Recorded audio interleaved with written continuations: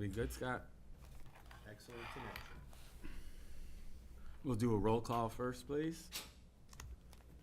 Roll call. Tonight we have in attendance Richard Body. Here. Roland Mayhew. Jane LaRoche. Here. Michael Dellavecchia.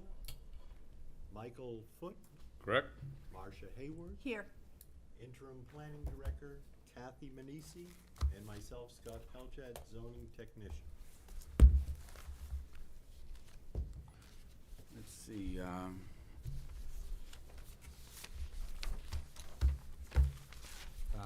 it's either Richard or Jane's turn to be a voting member. Jane's turn. Is it your turn, Jane? So Yes. Richard will be an alternate tonight, and Jane will be a full voting member. And staffing is Kathy and Scott. And everybody get the chance to review the minutes from last meeting. Correct. Can I get a motion to accept those? Motion to accept? I'll second. All in favor? Aye. Thank you. Alrighty. First order of business is we have to vote in the new chair of the zoning board because Steve Bogart was forced into retirement by his new position. So, Mr. Chairman, actually, the board is supposed to elect officers annually, and it hasn't been done yet this year, 2023. So I'd recommend that you vote the entire slate of officers tonight. okay. So, I've been drafted as the chairman. Marcia is the vice chair, and secretary will be Roland. Just in case Marcia and I are both out for some reason. It would have to be a regular member. And I don't mind Roland is, oh, okay, Mike Foote will take on the role of secretary. again. Full member, she said. Do we have to vote on each person? Yes. Each time, okay, so, who wants to vote for?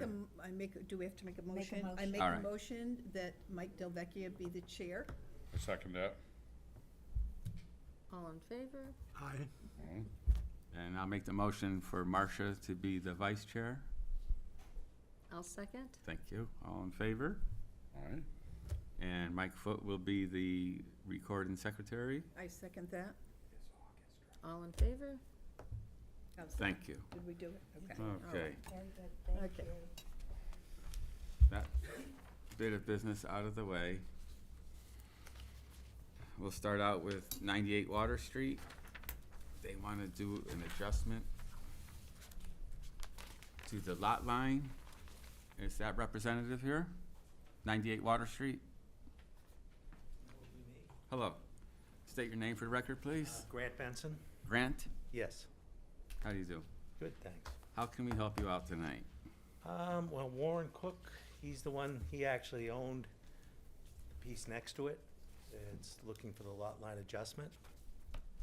And I actually purchased this parcel from him with knowing that he was going to get this lot line adjustment. So he's supposed to be here, but he hasn't got here yet. Can I help? Yeah, sure. Okay. So Mr. Cook, the former property owner of the parcel that's the subject of this application, previously owned both lots. They're abutting lots. Okay. When he entered into a contract to sell the property to Mr. Benson, one of the contingencies of that sale was to do a boundary line adjustment.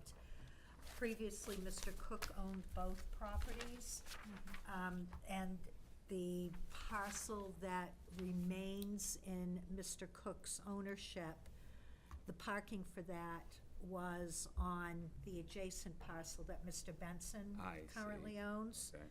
So they're doing a boundary line adjustment so that Mr. Cook's property will have its own parking on its own lot.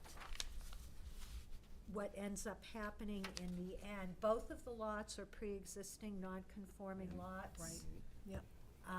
The boundary line adjustment will actually make the lot that remains in Mr. Cook's ownership a conforming lot.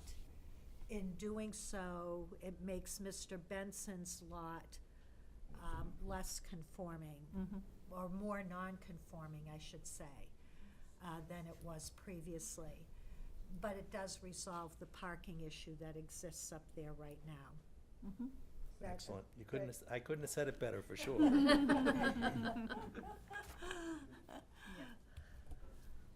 Mr. Benson, are you 98 or 92? I'm 98 and also 100. It had an apartment in it at one time, that house. Mm-hmm. Does Warren have to be here? No, he doesn't. So you're asking for footage to go from 98 to 92, correct? So that Mr. Cook can have his own driveway. Right.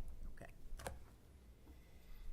And is 98 still going to be able to be utilized, built on, or has it become so non-conforming? No, it should be able to be utilized. It's still got parking, you know, for probably, well, 2 cars wide. City water, city sewer? Yes, And natural gas. the existing structure, even after the boundary line adjustment, will meet all of the necessary setbacks. Yeah. I don't see any issues. Mr. Benson, have a seat for a moment, please, Sure. and we'll call you back. Are there any members of the public that would like to speak for or against this application? If so, it's your chance right now. That being said, any discussion amongst the board? Seems simple enough. Yeah, so my only thing is just that the application numbers here do not match the numbers that are on the buildings right now. So there's, the building number is, there's one has 100 on it, and the other has, 92.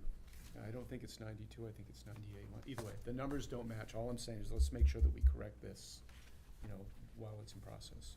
But as a drive-by, the lot line adjustment makes all the sense in the world. It gives each building equal space, equal parking, and it's a good fit. Very good. Any other discussion? Nope, seems straightforward.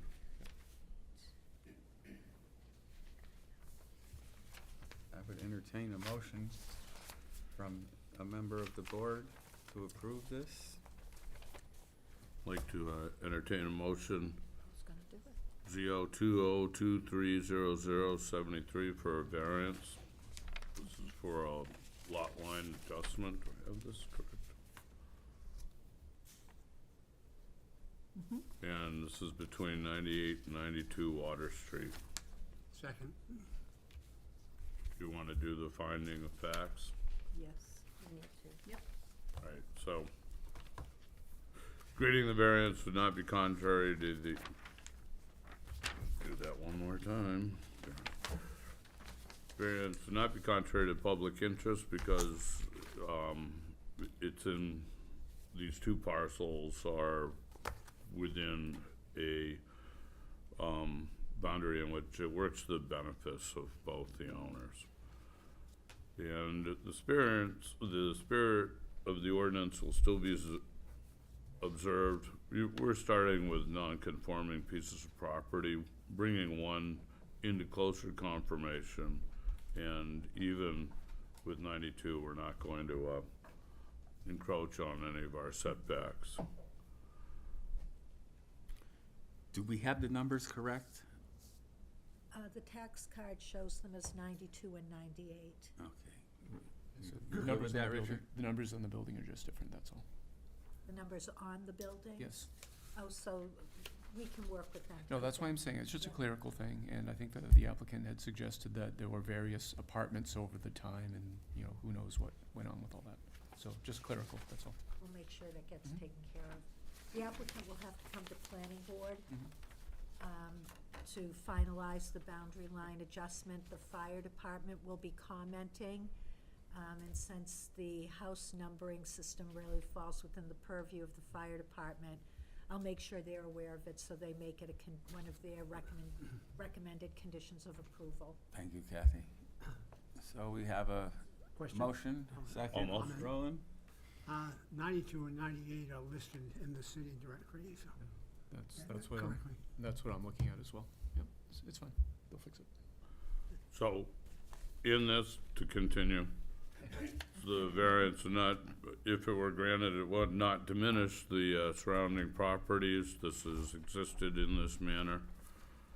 Unnecessary hardship would be, now that a piece of this has been sold, that some of the parking, which has traditionally been a part of 98, needs to stay there. The smaller building needing less parking. And it's a reasonable use because it allows both the owners to be able to gain the most out of their properties. Very good. We have a motion, a second. Any other discussion? All in favor? Aye. All right? Very good. Mr. Benson, enjoy. Mr. Benson, you will have to do the planning board application for a boundary line adjustment next to finalize everything. You can give us a call or stop by the office and we'll help you out with that too. Awesome, thank you. Thank you. Next up is Prescott Avenue. Is that Prescott Avenue here? Yes. Come on up, sir. State your name, please. Michael McLaughlin, McLaughlin Construction. How can we help you this evening? We're trying to get a permit to,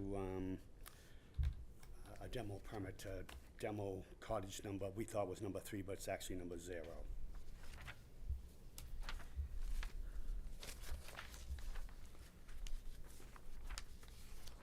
That's the photo we have here, sir? Yes,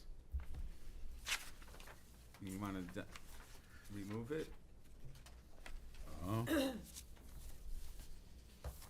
and rebuild, I'm assuming? yes, That's, On the same footprint, in the same placement? yes. It's gonna have 2 floors instead of 1. Is this within shoreline protection? yes, it Yes. is. You got permits for that? Yes.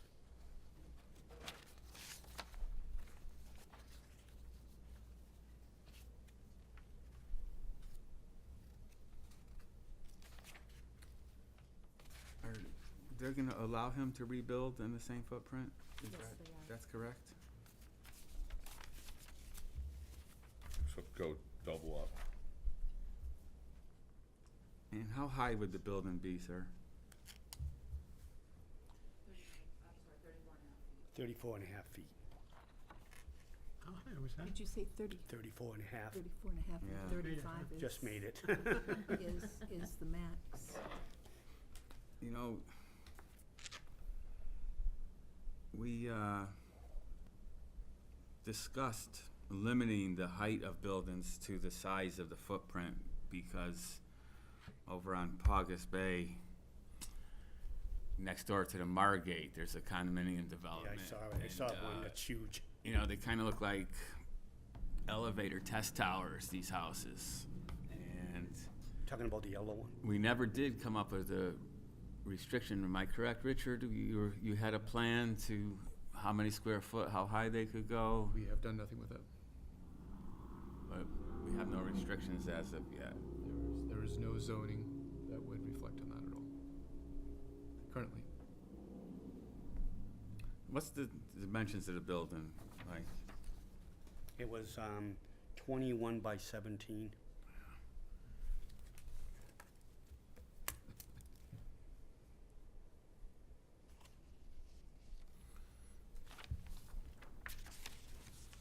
Are there any other buildings on this property? There is. So do I view this as like an ADU? Yes. Do you have any I have a picture of the one I did. do you have any diagrams of the new Yes, we construction? submitted the diagrams as well. I've got nothing here. Would have been submitted to the building. Oh, code. we sent it later.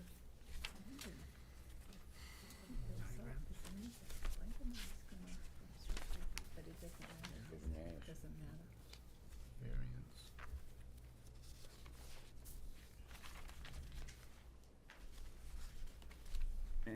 how are you calling a 36-foot tall building 2 stories? That you're confusing me. I don't understand what you're You said saying. you were gonna be 35.5 feet tall, 34 and a half, and it's only 2 stories. right. That's 10, 10, and 14, that's Roof line. reasonable. I have a picture of one that I did, I'm trying to get it for you. Sure. Okay, that'd be great. I thank just, you. I'm really kind of against building right on the shoreline that tall. I can't believe the Conservation District has approved Well, that would have been the shoreland, shoreline, DES. and they have That's the approved state. this? Yeah, that's what it says.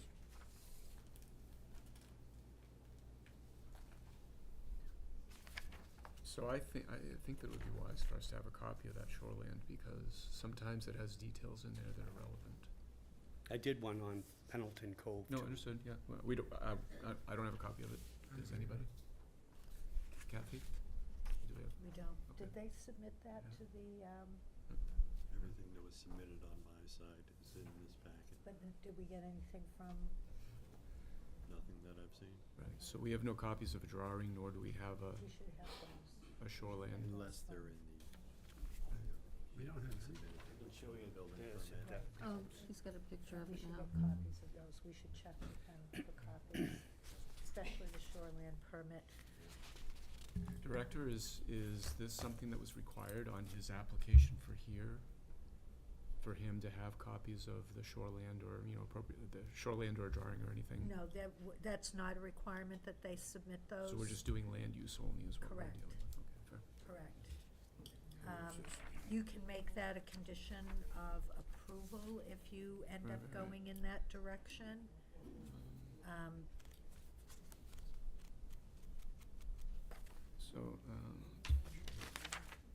So Michael? Yes, Mike. So there is a big building that's being built right now. Is that on this property?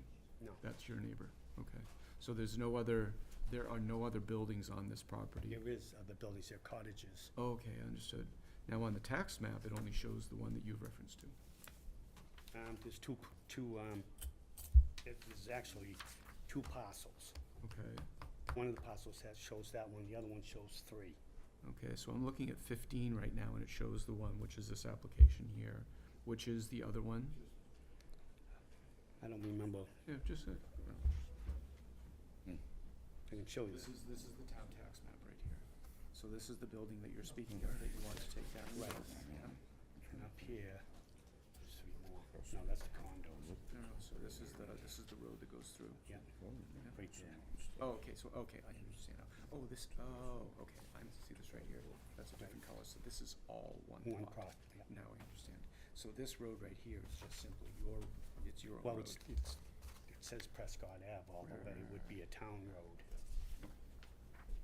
So this property that he is so there's the component that is on the shoreline has just this shed on, but the property goes up and it is around, has multiple buildings up on. But that's on another parcel, it's Right, not the that's on subject another- Yes, of the because it's subject. divided by Prescott Ave, correct. Correct. Right, understood, okay. Yeah, it makes sense now. Any other questions right now for Mr. McLaughlin? I have a question. Is this gonna be a rental? No. Or is this gonna be No, a it's not. single family?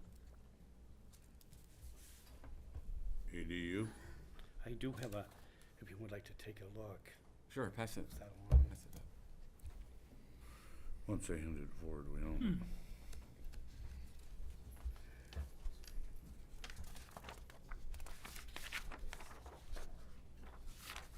Sorry, I think those are just different elevations. that's right, that's not, okay, perfect. Just a rough idea. what Yes, it's no, gonna look understood, like. yep,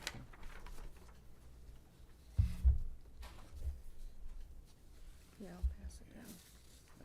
That's the elevator test tower. That's 2-story.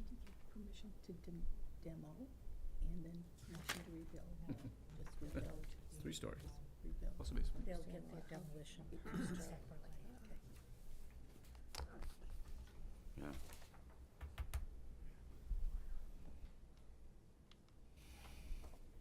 Is there a walkout? I can't, look at the rendering. But just to kind of recap for the board, the reason the application is in front of you, it's the proposed expansion of a non-conforming structure. So that it's pre-existing non-conforming, and the expansion is adding the second story onto it. They're not expanding the footprint in any way, Understood. they're just going up. Right. Okay. But this counts 3 floors? I haven't seen that, That's so. 3 floors. That would be my question, Is it a walkout 2 or 3? house? Adding 2 on top of what is already there. Mike, it looked like there was a walkout or something, I'm not sure. Well, yeah, it is actually, this is showing it as 3 floors. Yeah, that's exactly what I was talking about a couple of years ago. With, you know, the buildings just look odd right up on the shoreline. Are we speaking among the board right now? Well, Mike, if you have a seat for a moment, please. I do have a picture of that one too. Thank you. That helps, I don't know. Well, the rendering forever you to have find is it. quite nice, actually. Are there any members, Mike, if you have a seat for a moment? Sure, I do have a question, sure. sorry.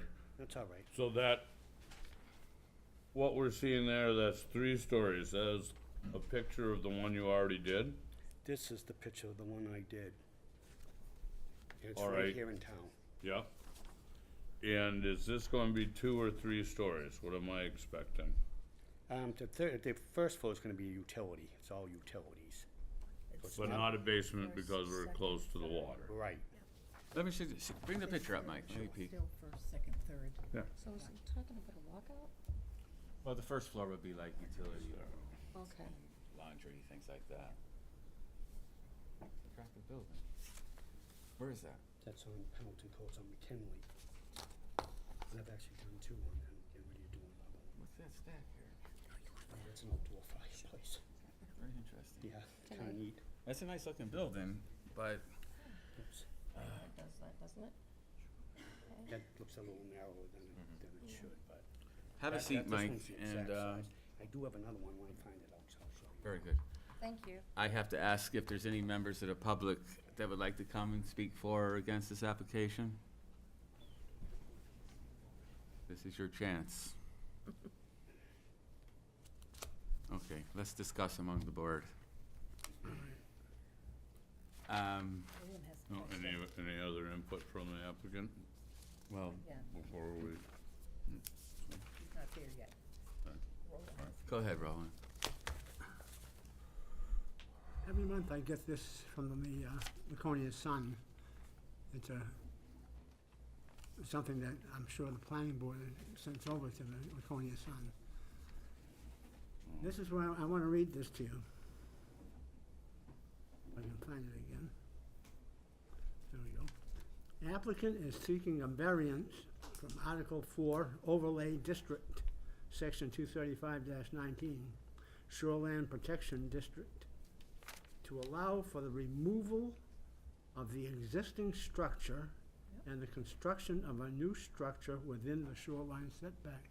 I thought I just heard them say they weren't gonna remove the building, they were gonna build onto the building. Well, you can tear it down and rebuild on the same footprint. Same footprint, It's true. all new. And, now, is Mr. McLaughlin, is this Mr. McLaughlin here? Dennis, That's Mike McLaughlin. Are you the owner of the building, of the property? You're the contractor. Yes. So is this building going to be, is this new building, is it going to be a year-round home, or is it going to be a summer home? It's gonna be mainly a summer home. I'm sorry, Mainly a summer home. a summer home? You'll be able to use it if it's winter. Okay, thank you. Do we have? do the owners have any Domenico's permission? for him? ideas of doing a rental out of it, an off-season? Okay, good. That's what Steve would always ask. Because I don't see any document here, Mike, that says that Mr. Domenico has given you permission to speak in his behalf. He has. Well, Thank you. It's probably just not on file here, Most likely. but it's a good question that gets asked all the time. Yep. It's actually on the cover sheet of the application. Mr. Domenico is listed as the property owner, and he has listed Michael McLaughlin As as the thank his you, agent. thank Very you, good. Kathy. Thank you. As agent. So we're good there. Yeah, it is. Mike is the, agent, yep. So Mike, my only concern, so we don't have anything in place, I don't think, and I think that I would wanna have a chance to be able to look at that, but we don't have anything that will necessarily restrict the height below that 35 feet, I so that's fine. understand, yeah. However, I am curious, because he has not submitted his shoreline plan nor a copy of the plans for the building. I'm curious to see if Shoreland has some restrictions relative to the height relative to the length and the width of the building. Can I interject? Of course. This is the exact one. Can I show you? Sure.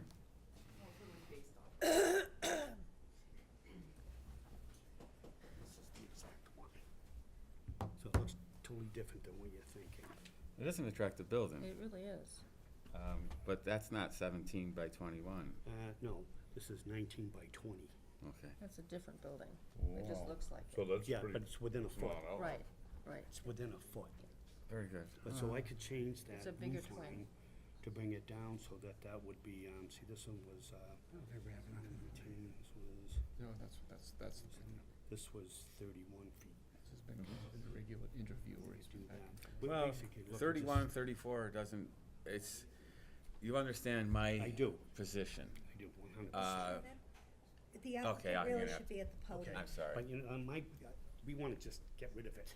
It's full of ants, it's full of, they've been there and seen it. The existing. They've already had their tenancy, So- ants. Yeah, but they're paying rent now, but Short-term rental.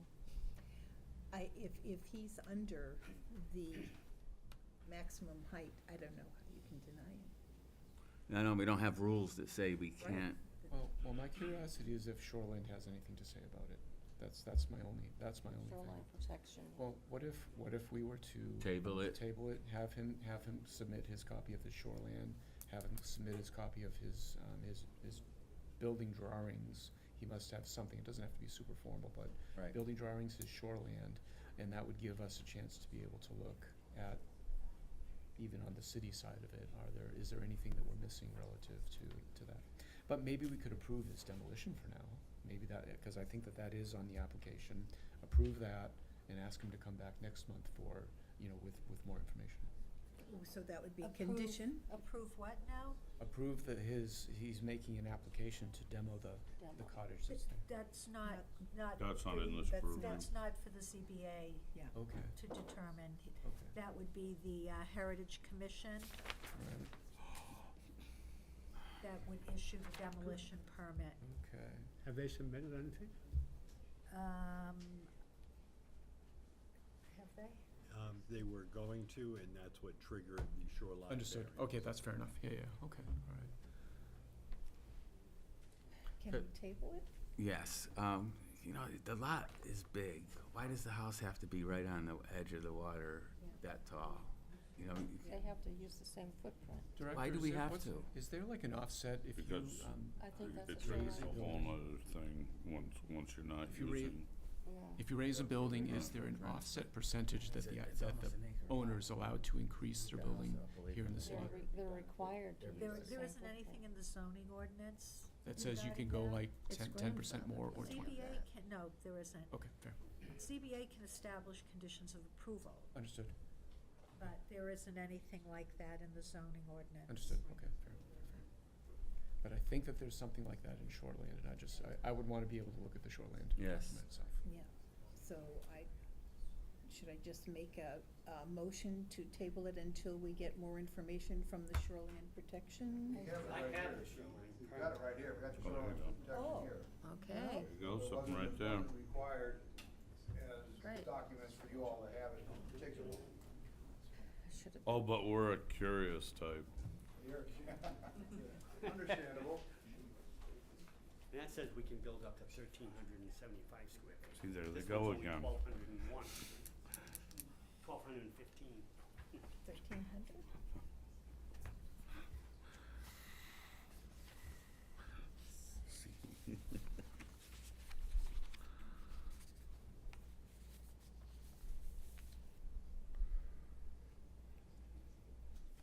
Do you want to summarize it for us, Kathy, then? Yeah, just let me look at it Yeah.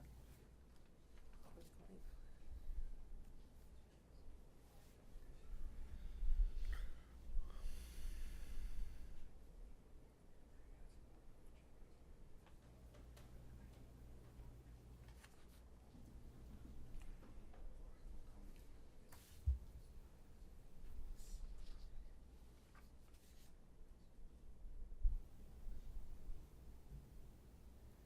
Well, they do say that plans must demonstrate that the height, size, and setback limitations for accessory structures, okay, no, I'm sorry, that doesn't apply in this case.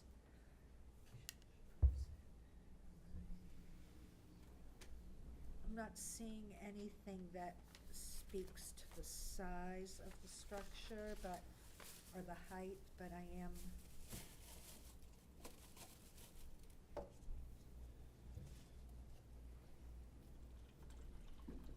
Let's see, it says prior to any change to the size or location of the proposed impacts, contact the state. But I'm not seeing anything.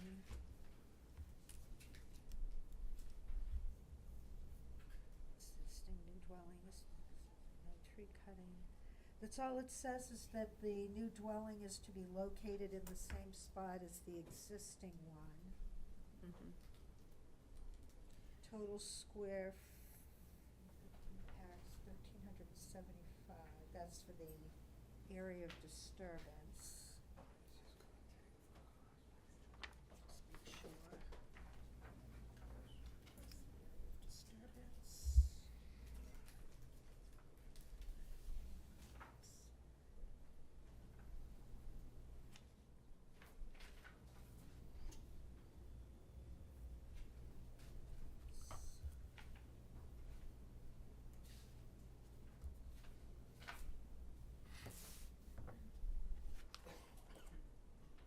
Now, there's nothing in here that addresses the number of stories in the structure. They're primarily concerned with the impact to the land within the shoreland. That's Shoreland Protection Agency? What is, what's, Yes. listen, Yeah. Shoreland this- Protection Agency. Yeah. Water Division, Land Resources and Management, the Shoreland Program. So as Can I we have this understand it, file, they or have do you to need it back? build on the same footprint, But they can go up to but they 35 can feet. go up to 35 Because feet, that's our rules. because Yeah. that's our rule. That's not 65. It makes some ugly looking buildings. I know. Although his rendering looks a lot better than the ones But it- over next to the Margate. But it, I mean, yeah, I mean, I'm just he's steadfast against building so tall on the edge of the lake. But he's okay within the rules. Yeah, He is. Yep, so, go down the bones. any further comments, Mike, before we No, no, thank you. render a decision?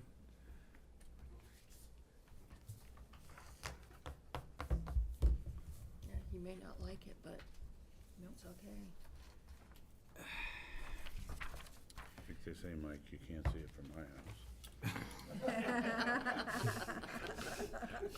You might be able to. From your house. That's too funny. Okay. You're dangerous. Is there a board member that would like to make a motion to grant I'll do this. variance? Okay. Okay, we'll go for ZO 2023-0075. We're looking for a variance here on Prescott Ave. Do we have a house number for this? It says 0. Oh, 0? all right, we'll go for 0. But it is tax map 211/226-15, just for what it is. We're taking a house that is built back in 1930. Yes. And we're going to upgrade it all these years later. And we're looking at putting on a second story to 34.5 feet, which is under the limit given there. They're not going to alter the existing shoreline or the character of the area. Those, sprucing up the old house is probably going to make it more attractive. The house that is to be removed is rotted and full of carpenter ants, and granting the variance number 3 would do substantial justice, because it would be an improvement in the little lake community. And you'd have better usage of the property and house along the lake. And once again, it reiterates an improvement. I guess I'll go with that. As values of the surrounding properties would not be diminished. And we can't imagine that an upgrade would do that.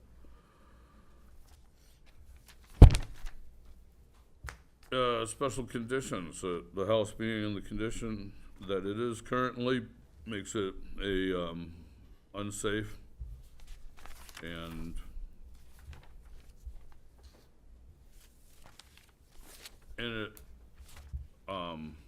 it's not going to be degradatory to society around it or the general public. And we're going to once again upgrade. Proposed use is a reasonable one, improves the value of the property, you get an upgraded building,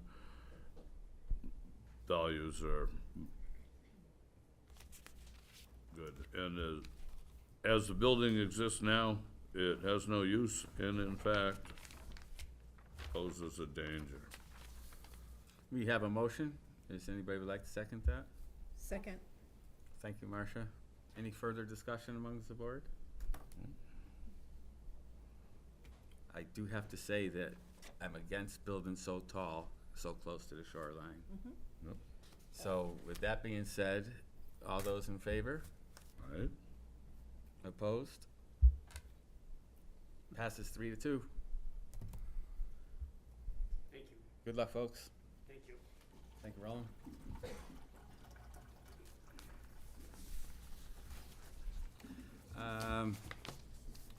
The next applicant, 193 Court, Bay Street. that's the efficiency parking. Yes.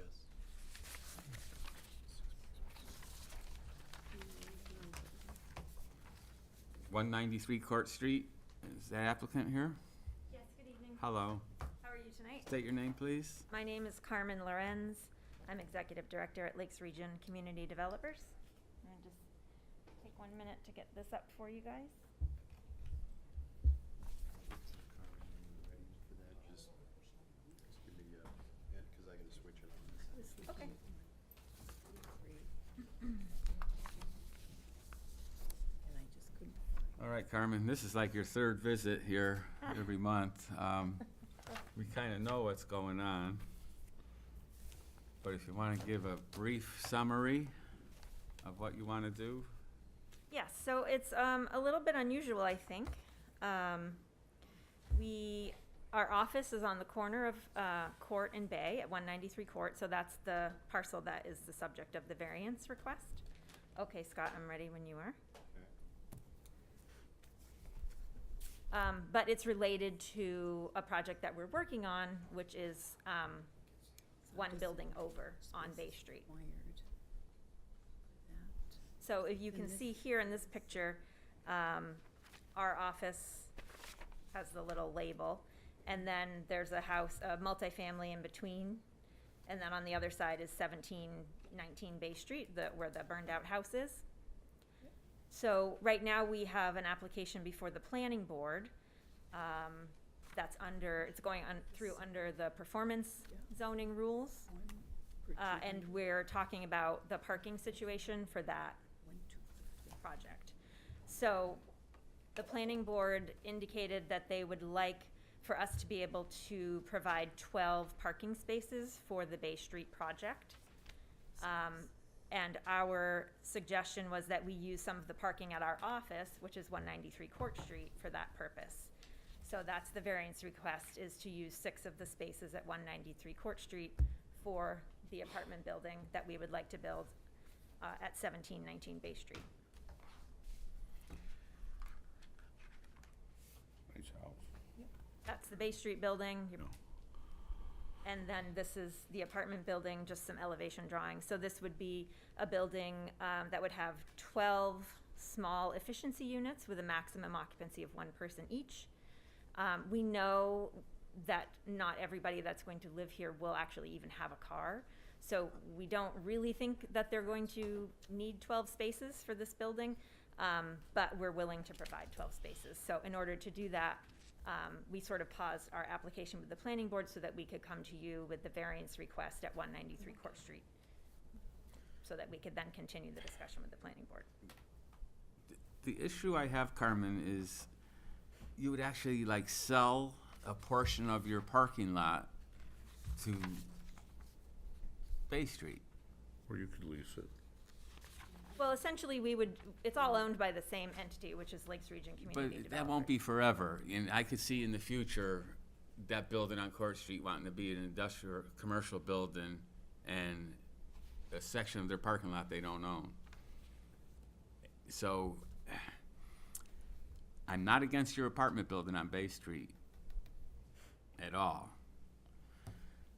In fact, I favor it. But making this a permanent sale, I have issue with. Well, we understand that, but if I could finish my presentation and then maybe we could Please. do some Okay. questions, that would be great. Thank you. So this is just the survey of the Court Street building, 193 Court Street. It's an office building under the zoning. It's supposed to have 14 spaces. It only has 12, but based on the size of the building. So it's already non-conforming. Basically, we're asking to make it more non-conforming by giving 6 spaces up for the Bay Street project. I did just include some photos for you, so you could get a sense for the parking usage that we have at the building at 193 Court Street. So I just took some photos Monday through Friday of a week in July. We have 7 full-time staff, and they're not all in the office every day. So we typically have 4 to 5 vehicles there Monday through Friday, 8:30 to 5. We do have, sometimes a client will come in for a meeting. That's usually one person at a time. And then maybe once or twice a month, we'll have a small group meeting with additional vehicles. So, you know, we do use the parking lot. It's usually about half full. So I just included some additional pictures for you so you could get a sense for the lot and how much we are using it with our staff. And this, I can say in the winter, it's usually less. People tend to work at home a little more in the winter just because they don't like driving in the winter. But we all, you know, have computer jobs, so we can work wherever. What I was curious about and what I was looking at was this section of the zoning ordinance, section 235-45, which authorizes the planning board to grant conditional use permits for alternative parking requirements when there's public parking within 1,000 feet of a site. And, you know, as long as you can determine that there's enough parking and that you're not placing any unreasonable burden on that public parking. So this was something that I was looking at, and I think that our request meets the spirit of the ordinance, even though you're not the planning board, but I'm not redeveloping 193 Court Street, so I can't ask the planning board for this conditional use permit for alternative parking. My only option is to come here and ask you for a variance. But we do have lots of public parking within 1,000 feet of our building at Memorial Park, which is a little over 500 feet away. We have used the public parking there in the past if we've had an event, and it's really no problem. It's a very easy walk. There's that nice crosswalk across Court Street. So My feeling is that our variance request does meet the spirit of the ordinance, because the ordinance does allow for situations like this. If you've got public parking close by, you get credit for that. We wouldn't have any adverse impact on Memorial Park because our office is not open at night and on the weekends, which is when the park is utilized. I know for sure, because I drive by it a lot on my way to and from work, there's never anybody there during the day, especially on the side of the park that's closest to our office. So, like I said, we have used it in the past if we've needed any extra parking. But just to summarize, and to your point, Mr. Della Vecchia, yes, I mean, we would be forever linking 193 Court Street with the project that we would build on Bay Street. But for us, that is not, for some people, that would be very strange and an odd thing to do, but we do strange and odd things all the time because we do affordable housing and community development.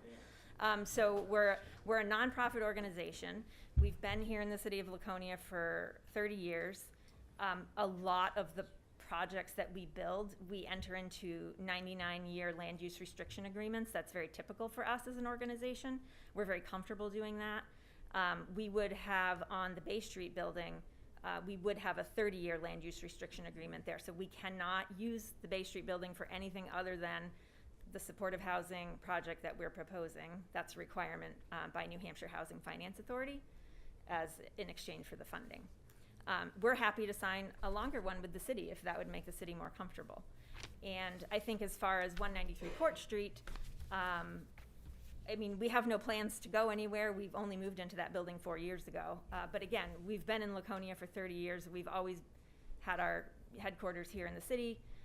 It makes a lot of sense for us to be here in the city just based on our catchment area. We serve the whole Lakes region, but Laconia is really central. So we like being here. I think we've demonstrated a really long-term commitment to the city and also to this neighborhood. I mean, one of the reasons why we're proposing the project on Bay Street is because we'd like to fix up that mess there and make the neighborhood nicer. So, you know, we've put a lot into the building that we purchased in 2019, the old Walters Market. And, you know, we have no plans to sell it. We've never sold any property that we've acquired. That's really not what we do. If anything, it would be maybe a different use, you know, down the line. But I think for us, that long-term commitment is not an issue. It's not anything that we feel uncomfortable with. And, you know, I think from our perspective, kind of looking at ways that we can be creative with parking is really helpful when you're trying to do affordable housing development, because, you know, you do have to get enough density into your project in order to make the operating budget work out. It has to have enough units, and we charge below market rate rents. So you have to have enough units in your project so you have enough rental income to cover your debt service and your operating costs. So that's where we're at with Bay Street. And, you know, we're just asking for the city to, you know, work with us to be creative and flexible on the parking so that we can make the affordable housing development possible, because I think the overriding public, you know, interest is that the city does need this type of housing. The Lakes Region Planning Commission did a housing needs assessment recently and found that particularly for the segment of the population that we would be serving with the Bay Street project, the city actually has a deficit of 584 units of housing that are affordable to that population. So this is something that we feel would be in the public interest. So again, just to sum it up, we think this meets the spirit of the ordinance, even though it's kind of a weird way of getting to that. It would clean up a public nuisance and allow for the creation of affordable housing that the city needs. So hopefully that helps explain sort of what this unusual application is that you have, and yeah, happy to take questions. Ms. Lorenz, you said you've been in this current location at 193 Court Street for the last 4 years. Where were you prior to that? We were on Union Avenue at 658 Union Avenue. We moved out of there and we renovated that and turned it into a group home for women in recovery. So it now houses 8 women. So how long were you in that location? We were there 10 years. And before that? I think we were out of the building where the Carey House is. That was well before my time. Okay. Everything that you've mentioned, I'm very supportive, but I do have the same concern that Mike does. And I know you said perpetual Mhm. bonding between the two properties, and I wonder if 30-year commitment is sufficient, because I do worry that maybe your property down the road in 30 years isn't your property anymore, that you it decides to turn into something else, and then what do we do with that relationship that has existed? How do we deal with that? Well, again, I think that if we're getting credit for all this public parking that's available just, within less than 1,000 feet, it doesn't really matter because the office building would always have enough parking. So I don't really think that it would have a negative impact. And that's what we're asking the board to consider. If the park is available, why do we even need this?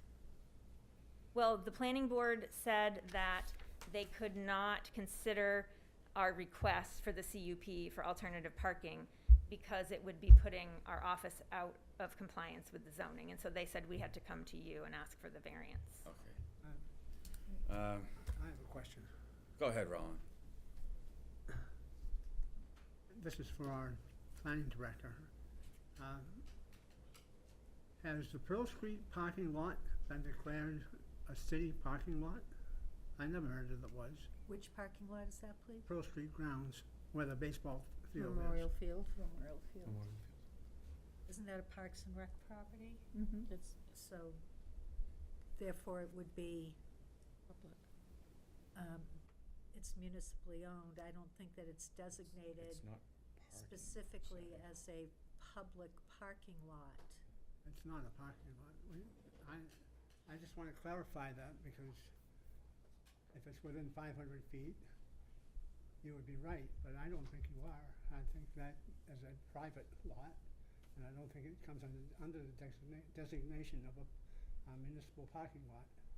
The ordinance doesn't say parking lot, it just says public parking, so I don't know how that gets defined, but I was looking at that as well because I wasn't sure. In that It's case, all one big open street with a few different places that you can park, and some of them have signage that say, don't park here overnight, but it's clearly a parking lot But for I the don't park. want that to be designated for this purpose.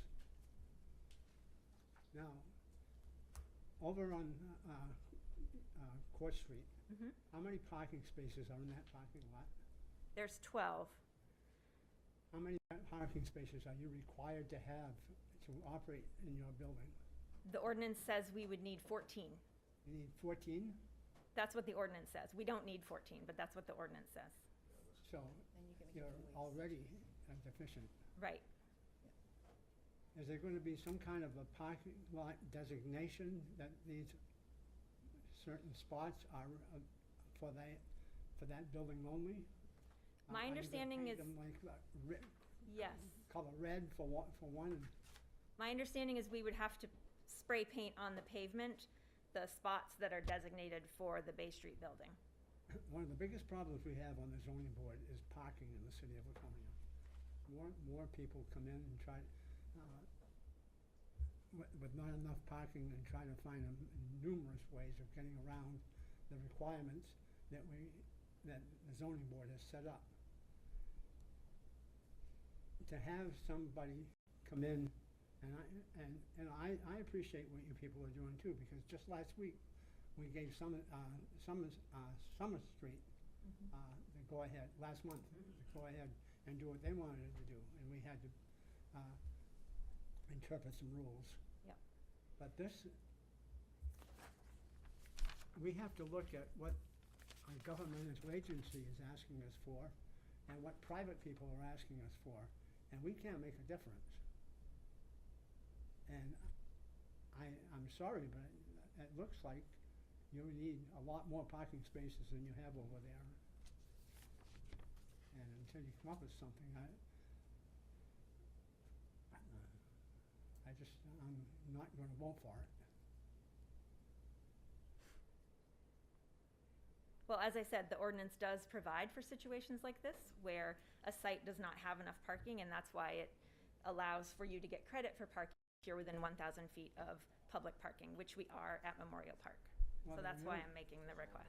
We must have already given you permission to have only 12 spaces when 14 were required. Probably grandfathered. When you moved Yeah, in there. because we didn't make any changes to the footprint of the building when we moved in. So I think it was grandfathered. And we've never had a need for 12 parking spots, so it's never been an issue for us. Well, it hasn't been because Right. you were given the two extra parking spaces. Right? I was absolved from having to have them. But now you want 7 more. That really is stretching the requirement. Right, yeah, we're asking to take 6 and allow them to be used for Bay Street, yeah. How many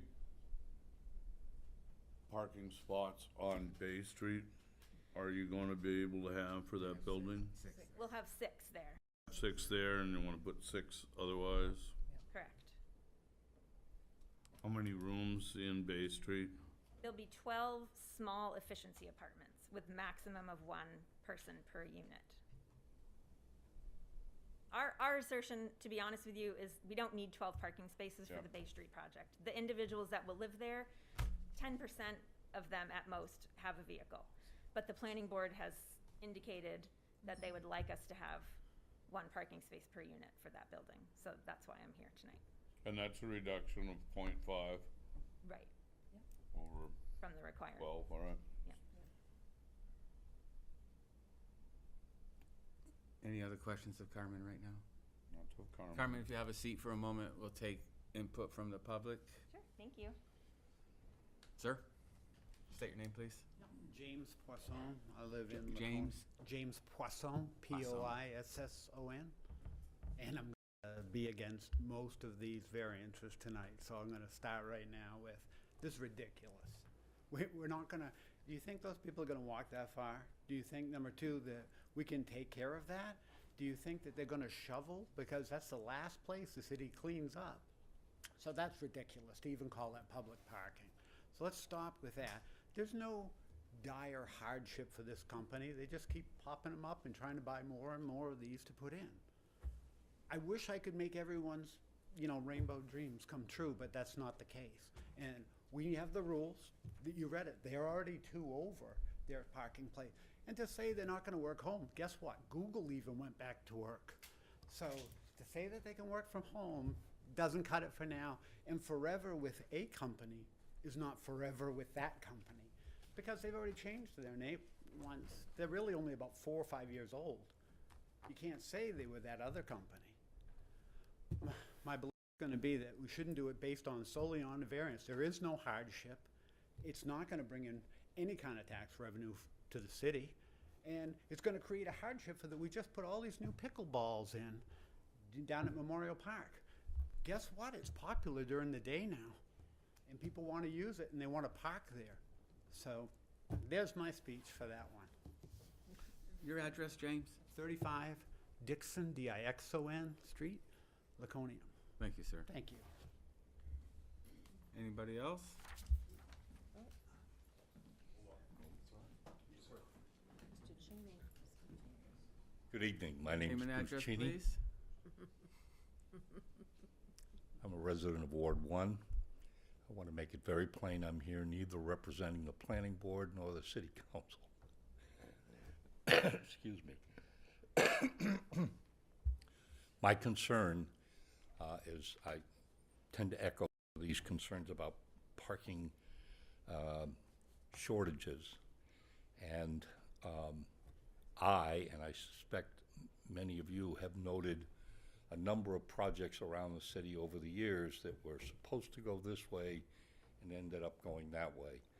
And if you feel compelled to grant this, the one thing I would ask is that before it becomes effective, all of the conditions be in writing, like deeding the spaces and whatever.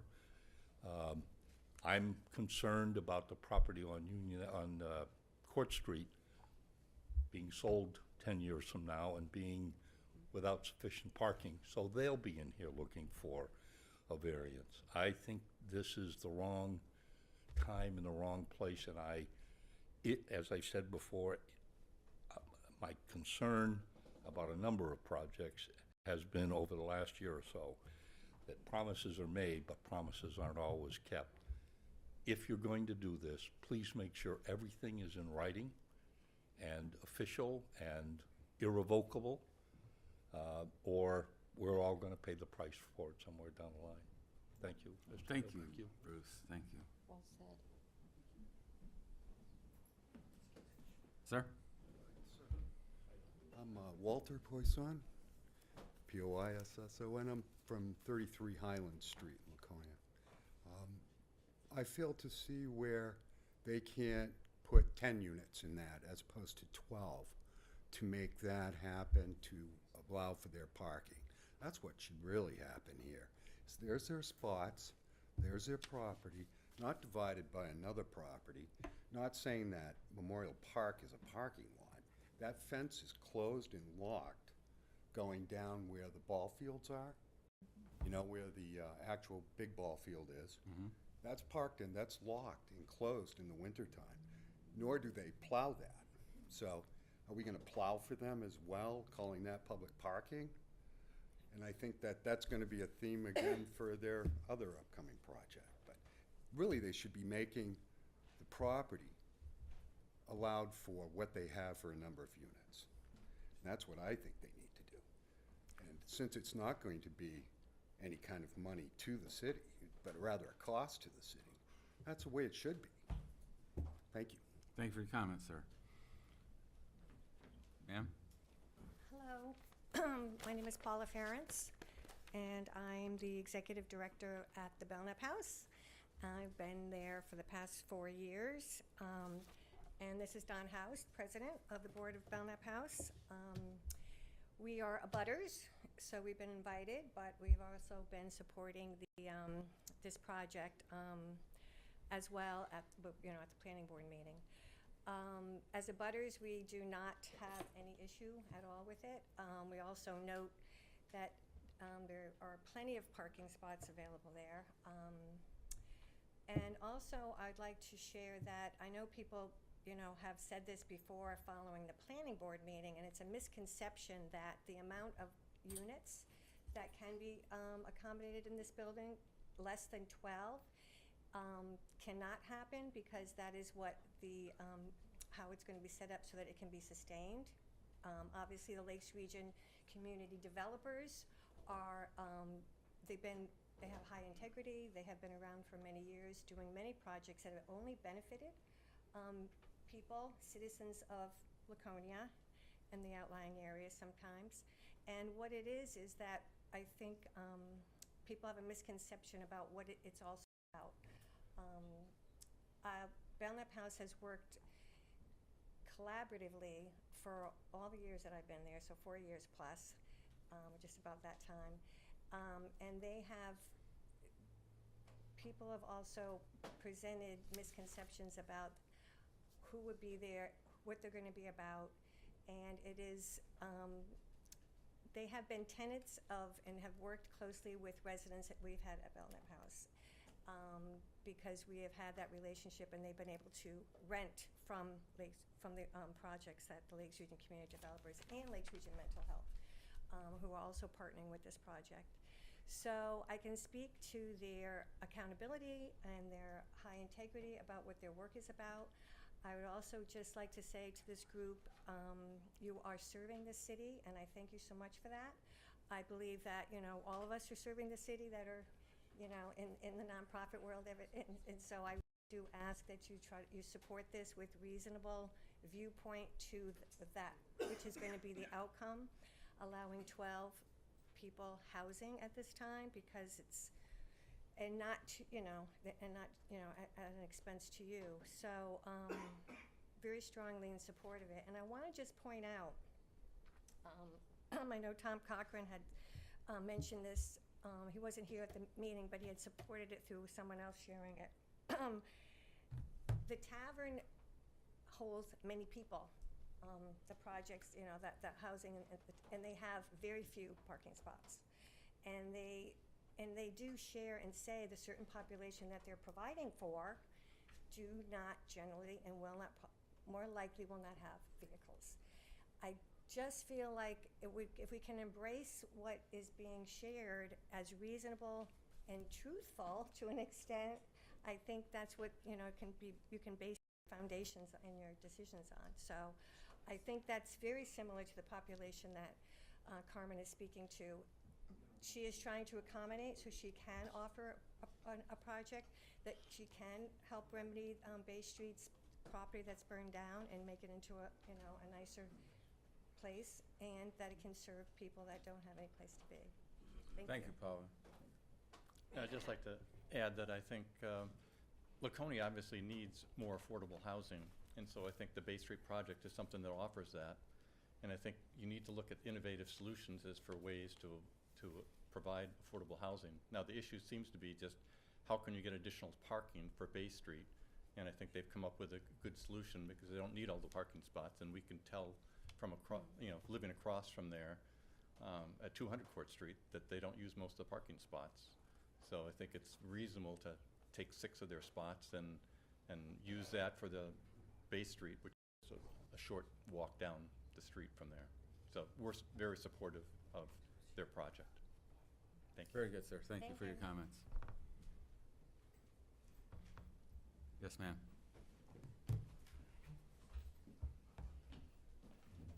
Hi, I'm Tammy Griffin. I live at 18 Bay Street, right across from the firehouse. I got some pictures here of the parking over there that I had taken. And you not only have those 12 spaces, but the apartment house right next door that's in between the firehouse and that has 6 parking places that's actually into that parking lot. So you're talking 18 cars in that spot, which is not enough. You know, it's crowded. And I think because when Walters was there, he owned Walters. He owned that apartment building, and it's been there for, you know, 100 years. And probably back in the day, that was efficient to have that for spots. And the myth of homeless people don't have, or mentally challenged, or whatever, people don't have cars. In the little house, which is the burnt house, in that little house, she was part of the mental health system. She had 3 cars. You know, no, they can't afford to go make a car payment, but Joe's gonna give them a car. My son works in Concord, and they just cleaned out a homeless housing thing, and they pulled a couple dozen cars out of there because that's where they live. People give them cars, they'll fix them later. You know, like the 3 cars that were in the little house.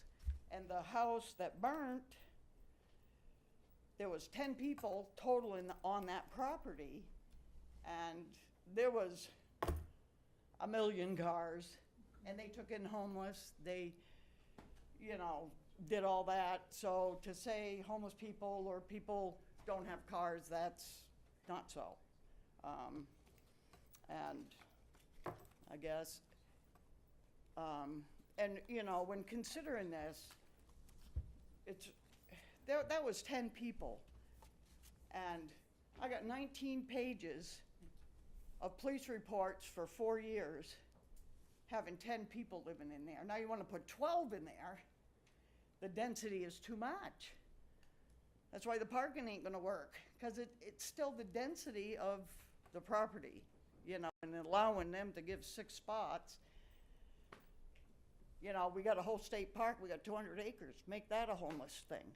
But I know there's money to be They're up there made, now. so we're never gonna happen. Well, I don't want it on my street either. Thank you. Thank so you, much. Tammy.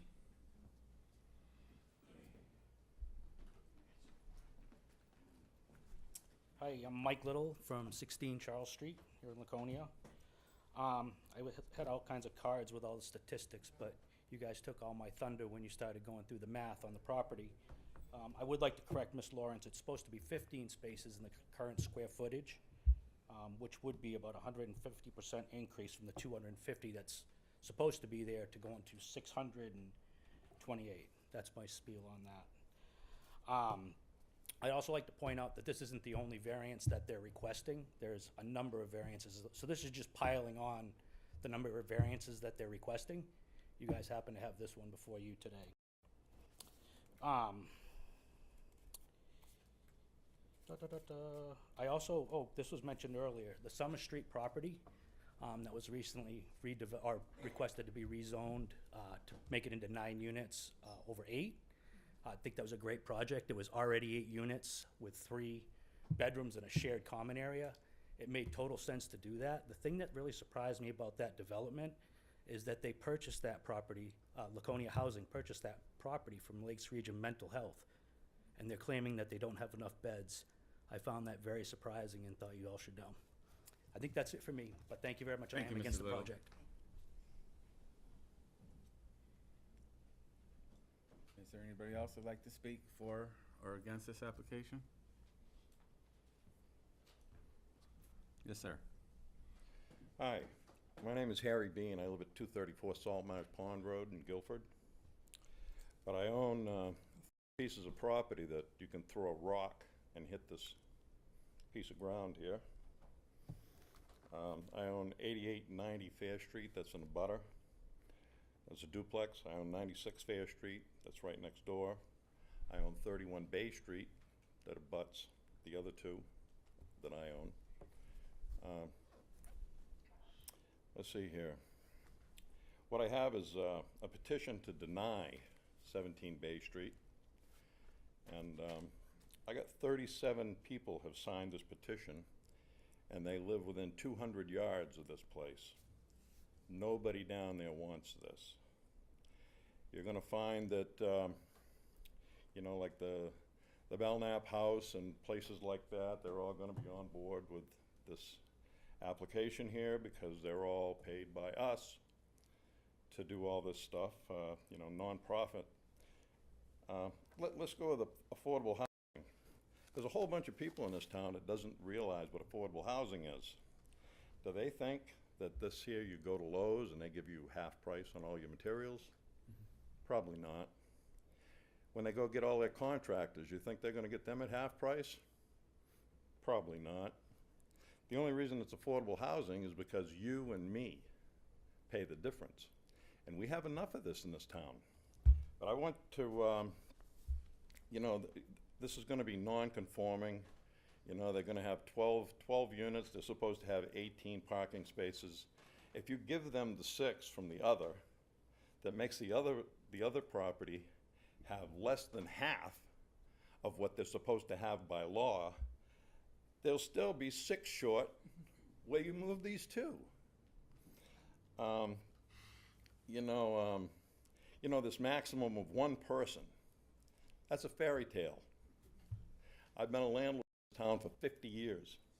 I own 69 apartments. And I have a vested interest in those apartments, and I watch them as carefully as I can. I have a wife, a son, a daughter-in-law. We all watch these apartments very carefully.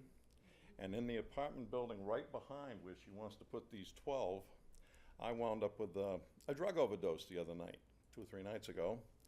And the person that was visiting my tenant died from an overdose, as closely as I watch. And I guarantee they can't watch as close as I can.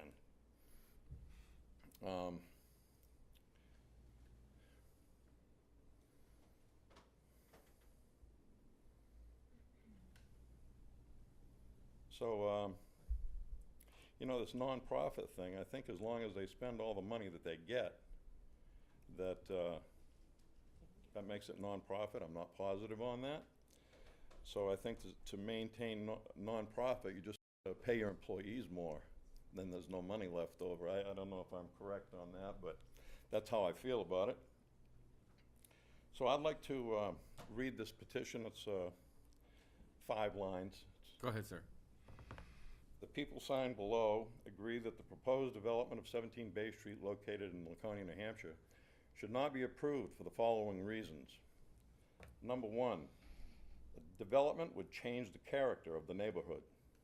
Number 2, the size of the proposed development does not meet density requirements.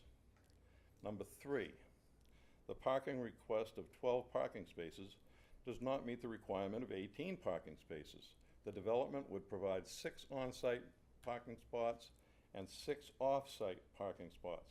The 6 off-site parking spots, if approved, would create another non-conforming property, non-conforming more than it already is. This makes absolutely no sense whatsoever to these 37 people that signed this, and I wasn't one of them because I don't live there. But there's 37 people on this, and I can get this, I didn't get it copied. I should have had it copied so I could have passed it out if there's any interest in that.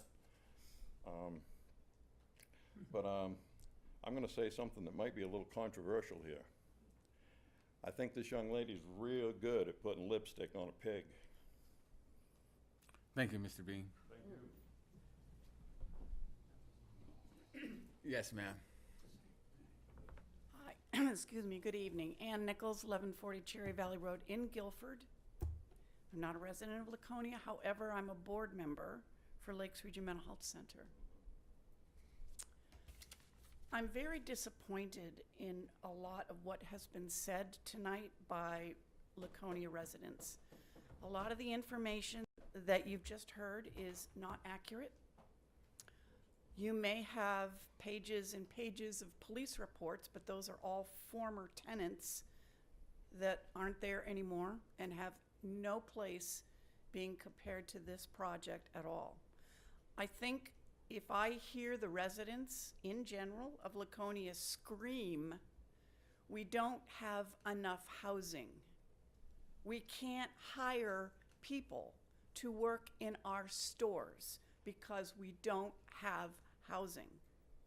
Now I'm going to tell you that low income workforce housing are people that hold jobs.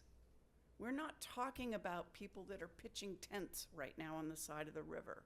These are people that want to become a contributing member to this society. And I feel that the board here tonight should do the right thing for Laconia to meet the needs that it needs. Now, I understand there's an awful lot of negativity behind me, and I do understand that, but a lot of it is not accurate information. Sir, please respect her time at the podium as she did yours. Now, we have collaborated both with Lakes Region Community Development as well as the Belknap House, and we've got a pretty good, strong record of having good outcomes for these people. Even at the Belknap House, Paula was just telling me that a family of 5 have just purchased or rented, I guess, their first home after staying at the Belknap House for a year? Over a year. We are trying to move things forward in a positive manner. And it's incredibly frustrating me to hear that people are claiming not in my backyard, but at the same time, the volume of the people that are screaming, we need housing, is getting louder and louder. Thank you. Thank you. And, yes, sir. Tom Cochran, Laconia Housing Executive Director. Thank you for your time. I work with Carmen Lawrence, Lakes Region Community Developer, as well as Lakes Region Mental Health and other supportive housing partnerships. These are the organizations that bring in funding for support services as well as housing. There's not many more in this town that can do that, to bring that funding in here to meet our needs here. Carmen talks about 580 units required for affordable housing here, dealing with low-income residents, our city residents, as well as supportive services. If we do not address these needs, and address the needs for everybody here, it's not coming. And essentially, yes, we do have an issue with trying to address a number of needs, but I would like to make sure the zoning board takes this into account. When we talk about Lakes Region Community Developer being a good property management company, they have tenant guidelines. They follow them essentially all the time. Types of tenants coming into their units, they must meet guidelines. And essentially, if they don't, they move on. They have a bunch of property management companies that, essentially assist them, but essentially that's what keeps the ball rolling. So essentially, there's a good tenant population that is required to be in these properties. If they don't, their funding gets cut off. So it's essentially guidelines, requirements, New Hampshire Housing, that funding is in place because they have to meet guidelines. It's different. That's why federal funding comes this way. We're talking around $3.2 million, I would imagine, for this project. That's coming into the city of Laconia.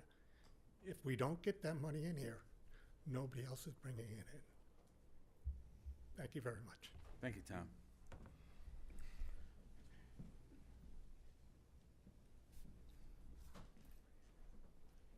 How do you do? My name is Corey Hoyt. I'm a resident of 95 Anthony Drive.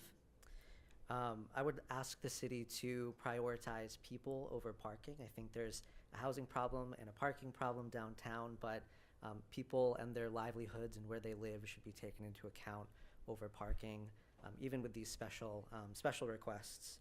So the root of Laconia's homelessness crisis is really that lack of housing. It's not the lack of parking.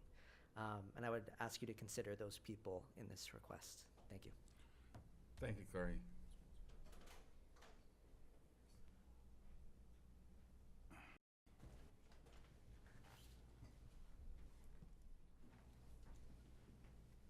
Hi. Hello. My name's Alicia Alec Duffield. I'm at 283 Province Street, and I'm in support of the project. I don't think that the parking limitations pose enough of a con or detraction to the project that it shouldn't move forward. Thank you. Thank you for your comments. Is there any other members of the public who'd like to speak? Yes, sir. My name's Chris Cass. I live at 37 Bay Street. And this whole thing is getting a little out of hand with pointing fingers and everything. I've lived there for many years, and we've seen the homeless problem, like I've said before, anybody here was even admitting that Laconia had it in our particular area.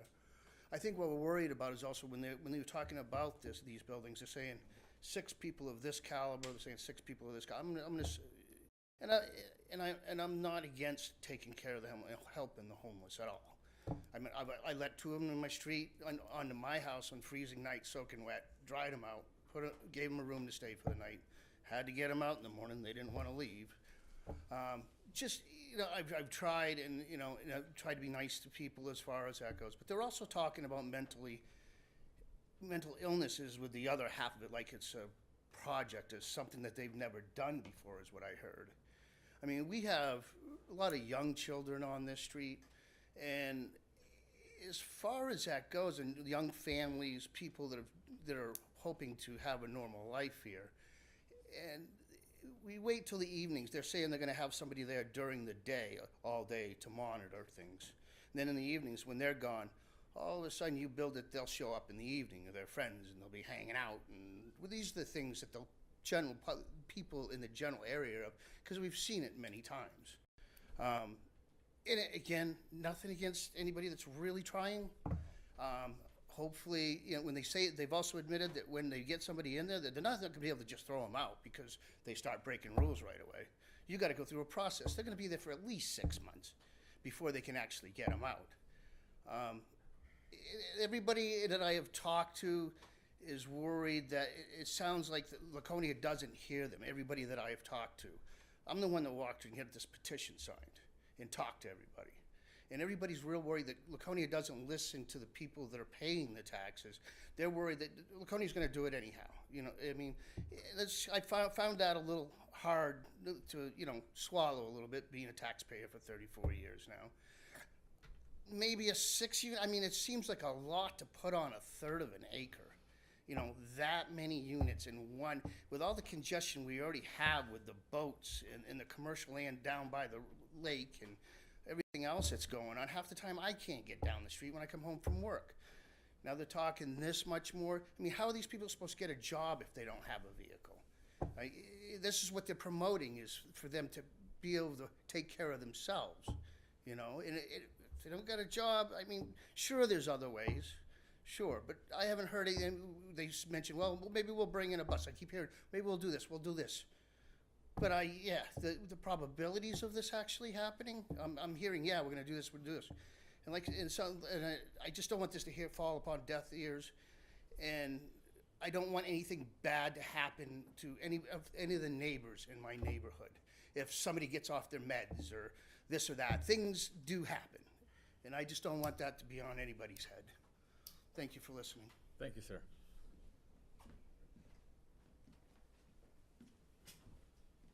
How do you do? Good evening. My name is Ruben Bassett. I'm a business owner here in town, and a real estate agent, and I'm a property owner. And I just, I understand that there's a couple things with this project that is put before you, but what I can speak to is the reputation of Lakes Region Community Developers. I do serve on the board there, but it's an organization that I'm proud to serve because of the reputation that we have. We have no interest in being bad neighbors and having a bad reputation. We can't do what we do if we have that. I understand the concerns of the abutters. I do. And all I can say to that is look at our track record. Look at the properties that we own. Look at the tenants that we have. Any of one of us, board members or staff members, would be happy to take you on a tour of the properties we own around the Lakes region and show you the type of neighbor that we are and the type of organization we are. There's no way that we can say that there's never going to be problems. There's problems with private landowners. But I can say that the organization itself, the goal is to be a good neighbor. The goal is to take a derelict property and lift it up. Now, whether adding 6 spaces from another lot is right, that's what you have to decide. But the project overall and the organization is all I can speak to. So I appreciate your time. Thank you, Ruben.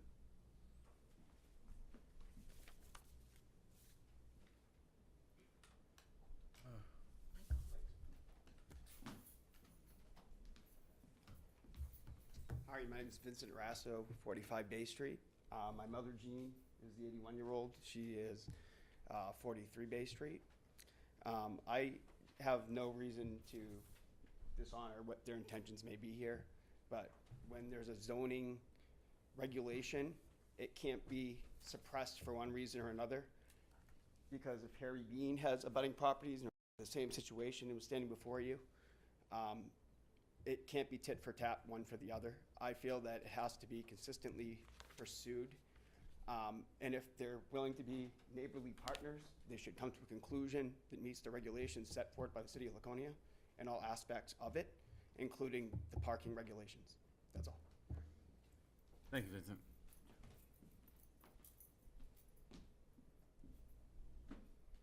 You want to do a rebuttal, sir? I'll give you a chance. I like what he said. I just want you to know, if we just take it on the merits exactly as the zoning is, we say no to this. That's as simple as it has to be. You don't have to consider my feelings, their feelings. I don't see any tenants. I see a lot of board members that probably don't live in Laconia. But I don't see the people that it's going to affect except for those people who came out, signed the petition, showed up. So let go of the feelings and say, okay, the variance doesn't happen because these are the rules. Thank you. Very good, James. I would note that there have been 4 letters that were sent in support. Tony Felch, Alan Beadle, Charlotte Monroe, and Brenda, I'll spell her last name because I can't pronounce it, Haurfeiner. So there were 4 letters. This is going to be very In strange. support of the variance. I just want that for the record. Let me just ask, this is very unusual. Ms. Nichols? Yes. If they were going to build this apartment across the street from your house, how would you feel? I would support it because Thank I you. know how it's gonna be run. Thank you. Okay, Carmen, Yes. come on back. The house that burnt down, was that controlled by your organization? No. Was it controlled by any organization, or was it just a rental? Do you I don't know? actually know. Okay. So the clientele you have is going to be more controlled than the house that was there. But we're not here for that tonight. We're here to approve or disapprove the agreement of the parking change. Yep. I hate the idea of selling them 6 parking spaces. Is it a lease type operation? How is that gonna work? My understanding is we have to record a permanent easement, so it's deeded to the other, it's deeded to Bay Street It essentially. would be like a right-of-way Yeah, so if we easement, ever went to something sell like the that? property, like you, then it would, that would have that deed restriction. So those 6 spaces wouldn't go with the Okay. sale. Is the amount of parking on Court Street because of the size of the building? Yeah, Walter's Market was this Yeah. big, and you only had 12 parking places. It's Right. for a building that size, 14 would be required. Correct. Because of, The square footage of the okay, building. all right. So even if it changed hands, you still have the same square footage and you would still have the same parking requirement for that building. Am I not correct? And does that make a difference between being a retail spot or an office I don't spot? believe so. No, I think it's square Kathy would know footage. better. It's, actually, the parking standards do vary by use. It's a square footage basis, but,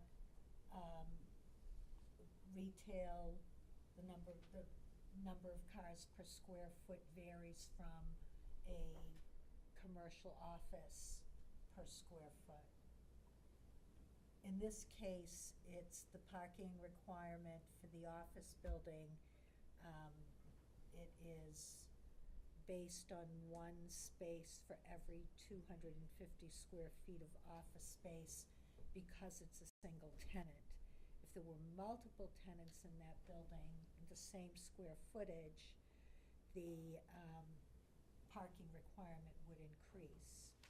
You'd need to have 1 space for, I think, every 200 square feet of building. I'm doing that off the top of my head. I'm not saying that's the exact number, that was just to give you a comparison. But in a residential type situation that isn't based so much on square footage, it's The number of units? Correct. And that's 1.5 per unit, whatever dwelling. size a unit is. Right. Okay. I really think Laconia community has proven that their tenants don't have 1.5 cars per unit. You know, the place on Summer Street is proof of that. There are other buildings, you know, like Carmen said, 10% of her clients have a car. Just for this building, yeah. This building would serve, so you, in order to be eligible for the Bay Street apartments, you would have to be a single individual with less than $20,000 a year in annual income, and you would have to either be at risk of homelessness or experiencing homelessness. So based on that definition of the population, we know that 10% of those individuals, because we, Community Action Program, Lakes Region Mental Health, we already serve those people, work with those people, so we actually know for a fact that only 10% of them own a vehicle. Just they don't have enough income. And to the comment that some other person who may have been getting mental health services had 3 vehicles, I don't really see the relevance because we have a policy to, you know, on our properties you can't have a vehicle if it's not operable and registered and inspected. Like, you know, we do all that twice a year. So that wouldn't be a concern for us. But when you look at the Summer Street project, we were looking at parking that was on that, in association Yep. with that building. And just like when they talk about the Stafford House, the parking, even though it's less than probably the number of people in it, it's associated with that building. We're now talking about going across the street to a piece of property that could be sold, and what happens when you get into that. I understand. That problem. That to me is the real hang-up It here. is can of worms waiting to be opened. Yeah. We aren't magicians. We can't create parking spaces. The law says what we can do, and what we can do is provide for the parking spaces that we have in process, in effect now. Can't take one parking space and call it two. One parking space is still Well, one parking space. that's why they're here for a variance, to get relief from that requirement. I don't know, Carmen. Any other questions for her from the board? This is a tough situation. I appreciate that, thank you, yeah. You can sit back down, Carmen, thank you. We're here to make tough decisions occasionally. On Union Ave, not so long ago, we were looking at a building that had business, it was a change of use, they wanted to convert it to an apartment. It hasn't been done, but the discussion there was, there's no parking. And admittedly, it wasn't 6 spaces, it's less, but So what I see for the hardship part of it, the only hardship is financial. Yes, we are looking for housing and whatnot, but relative to this application, the only hardship is financial, and that's not something that we. Well, the hardship could be the housing crisis. Sure. And trying to get relief from the housing crisis. But to fit, my view of this is because I see that, apart from housing, and that would be the one thing that would attenuate what I think, make the lot fit what they're able to get within the current regulation. Well- Because we'd be taking Court Street and making something that is non-compliant, more Right. non-compliant. And I think that that's, again, in my view, that is the biggest faux pas relative to that.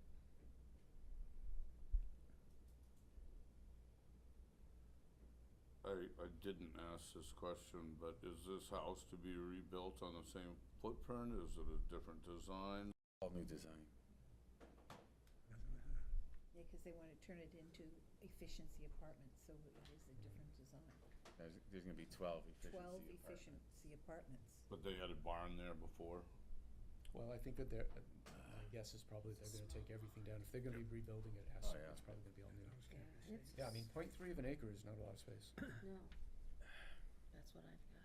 Honestly, I feel we're using parking as an excuse not to allow them to build the building. But that's not what we're here for tonight. We're here to approve or disapprove giving Court Street spaces up. Oh, as a point of note also, Memorial Park is privately owned. It is not public property.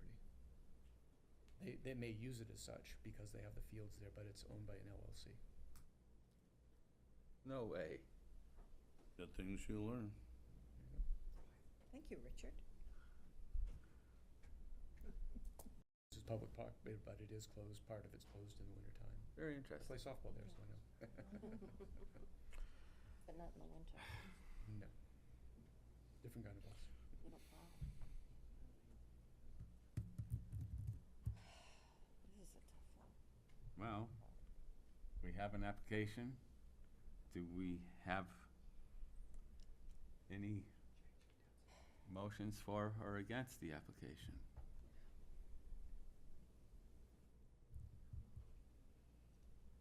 I'll make a motion that the request be denied.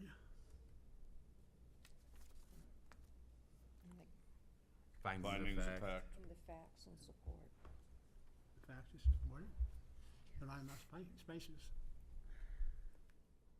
As simple as that. We're here to vote on the space, parking spaces.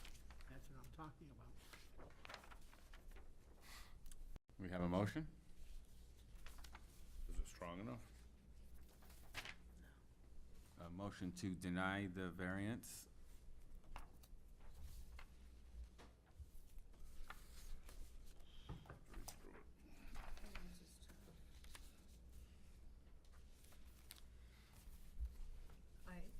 I am going to second the denial, but I'm not so sure I can go through all the findings of fact. Well, Roland did the findings of fact. He made the motion. Oh, okay. So you don't have to. Well, but you need to go through all of them. Yeah, he needs Yep. 5. You have to go through all of them. We have to go, You have to go through all 5. Roland, do you want to do the findings of fact, since you made the motion? Or you want me to help you a little bit? granting of the variance would not be good for the public interest as one. So you're saying that the granting of the variance would be contrary to the public interest because it's going against ordinances that are already established? Go down the list, Mike. Okay, here we go, kids. And then If the variance was granted, the spirit of the ordinance would be observed. No, it wouldn't. It would not. It would not, because we're creating more density on a piece of property. And some of these limitations, like the parking that we have, it keeps people from parking on the side lawn or the front lawn or the sidewalk, which is, really not what you want to have in your community.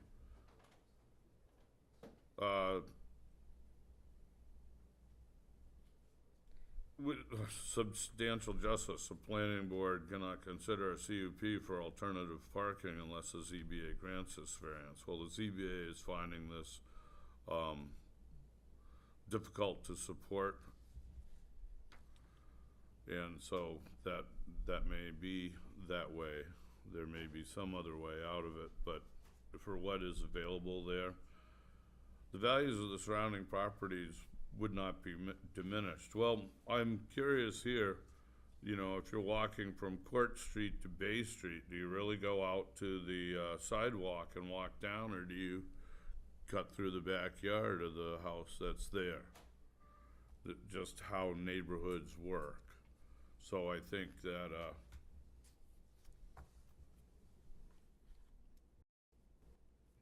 that it could be difficult to, it isn't just one house, it's creating the density in the neighborhood. I think would also change the essential character of the neighborhood too, right, is a hardship? Right, and you could see that amount of density could be a public nuisance. The State 193 Court Street is a building with typically 5 or fewer, but in it, we are already,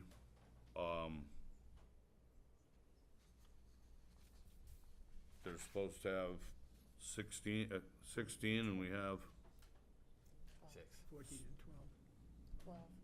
12.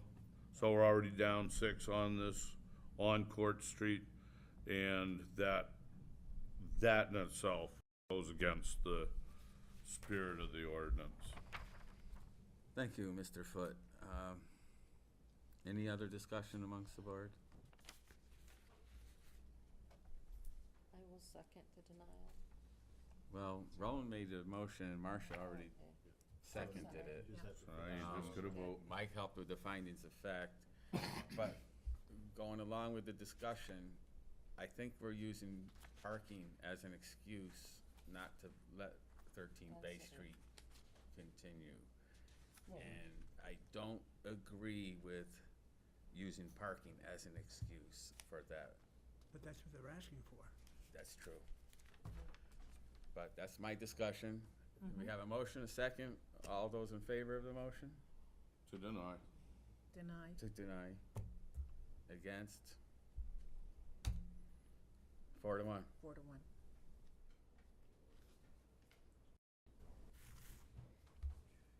Sorry, Carmen. Moving right along.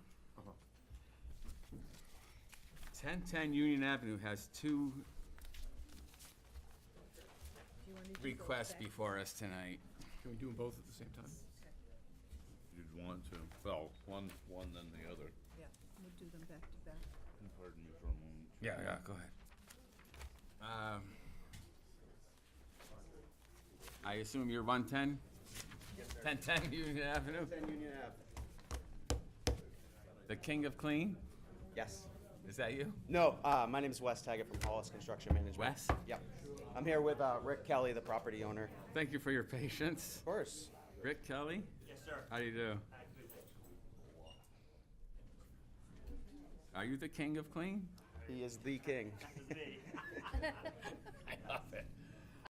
Maybe you could ask the room to respect the meeting. The rest of the room to respect the meeting. There's a meeting going on. Yeah. Just give us a moment, Wes. Let the crowd no clear problem. out. Thank you, Richard. Hey, Kathy. Sometimes you gotta remind me. Yeah, no worries. Mike, we are a team. We're a team. Thank you. He's here to support you. They're clearing out, Wes. Just give us a. Oh, yeah, no rush. You waited 2 hours already. What's a couple more Hey, minutes? Kathy, quick question. Will somebody from the office follow up with them relative to this? Because we're not saying that they can't do something on the property. We're just saying that they can't use this one mechanism that they asked for tonight. They know that. Okay, fair enough. They know Okay. that. And I made it clear, I Yeah, think. I mean, nobody's questioned, it's a good company, we want them. It's no, the other guy that stood up and said, this is what brings federal money in. Yes, it's all well and good, we want that, but. Okay, moving right along. 1010 Union Avenue, Wes. Yes. The table is yours. Thank you so much. The existing structure at 1010 Union Ave is a single-story structure, is a single-story non-conforming structure regarding setbacks at the rear and west side of the building. Our proposal is to build a second-story addition onto that existing structure for residential use. That would be encroaching on the rear and side setbacks based on the nature of the lot, the size of the existing structure, and the location of the existing structure on that lot.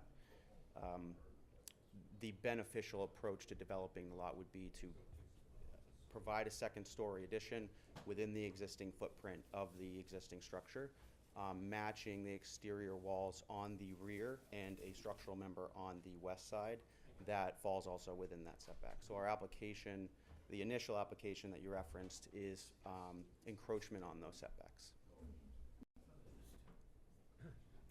Very good. Could you be specific as to how much encroachment, because I didn't get a dimension? It's fully to the property line. Oh. So The the house- existing. Zero setback? The house is on a corner. Yes, I've seen it. It is right on, the two sides are Yes. fully right on. Yeah. So on this side here and this side Oh, I here, the didn't see white that. hatched area is. I'm sorry, I didn't see that piece.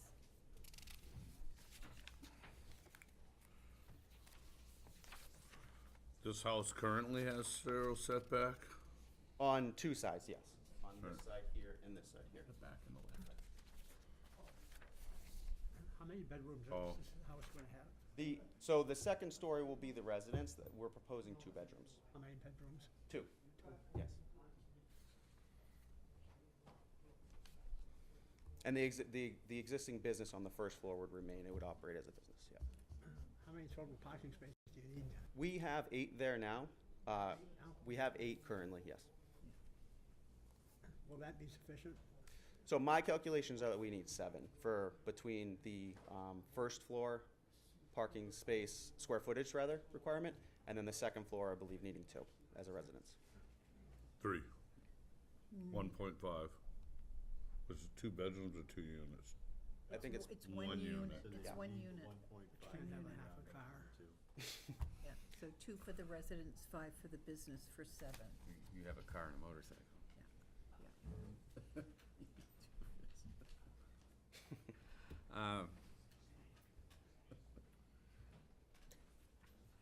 There's nothing behind the building. Am I right, Wes? Is that, Correct, it's just woodland, yeah. is a little bit of woods and then the bay? Yep. Well, the railroad tracks as well. The railroad owns those There's woods? a property line, there's a property behind us, and then there's railroad tracks, and then the There's parks. another property behind you? Meineke, yep. Is that? There is. I thought that was on the side here for some reason. It's like an L shape, they own Right. behind us. Okay. So that's, the property's over here, and it extends back. Oh, really? Okay. So, and then there's the abandoned railroad property, and then there's a long strip of land that goes from the water department behind these buildings all the way past Aubuchon. Right. And the state owns that strip of land that is right along the shore. They just sell that off in 4 parcels? Did they? I believe so. That goes all the way up I have to, not seen, I've never heard of that. go back a little bit. It's a very valuable piece of property, I will tell you that. For sure. Any questions for Wes? Anybody? Wes, have a seat, please, for a moment, and we'll ask for any abutters or members of the public who would like to speak for or against this application. In honor of Steve Bogart, I'll do the countdown. He was famous for doing his 15 seconds. Yes, Ms. Alberts. 5 seconds.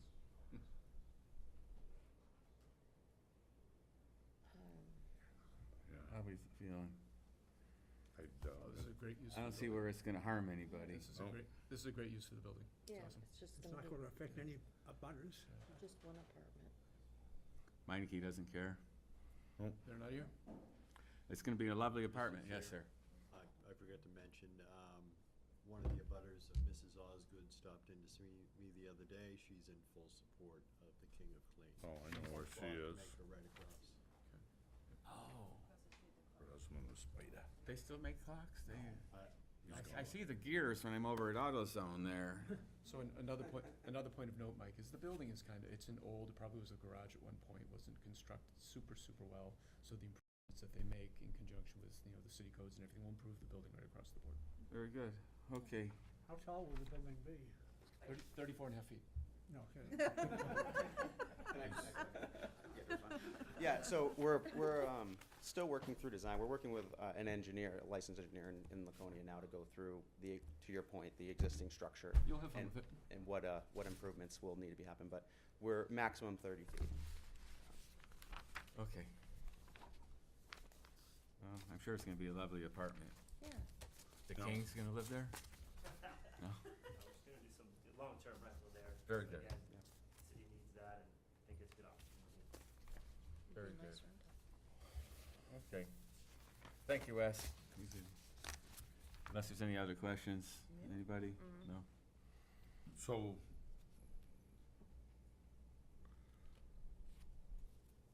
after we do a shell here, we have to look at these access stairs?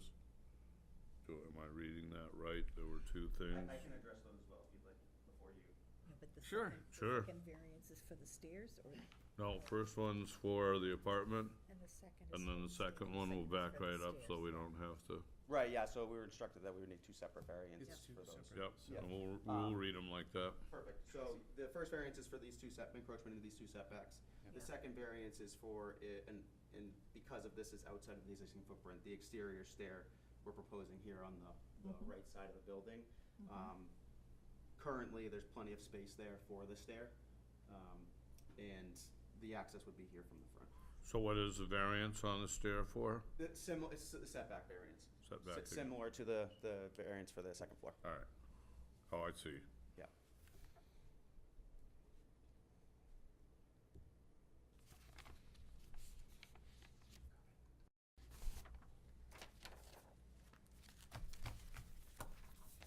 Go ahead, Mike, rip it off. What do you want me to try? I need the practice. Right here behind. Okay. Okay.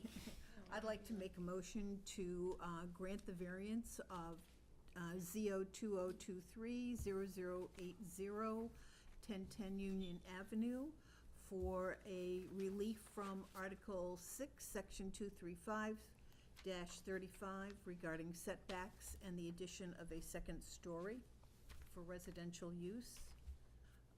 The finding of facts would be that the variance is not contrary to the public opinion, contrary to the public interest, because it does not alter the essential character of the neighborhood. In fact, it might even improve it. The spirit of the ordinance is observed because the ordinance does allow for granting of adding a second story to a building, and is that sufficient for that one? Okay.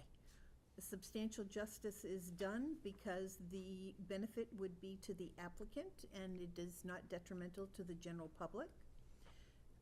The values of the surrounding properties are not diminished. We really don't have any evidence one way or the other whether it would impact the value or diminish the values of properties around it.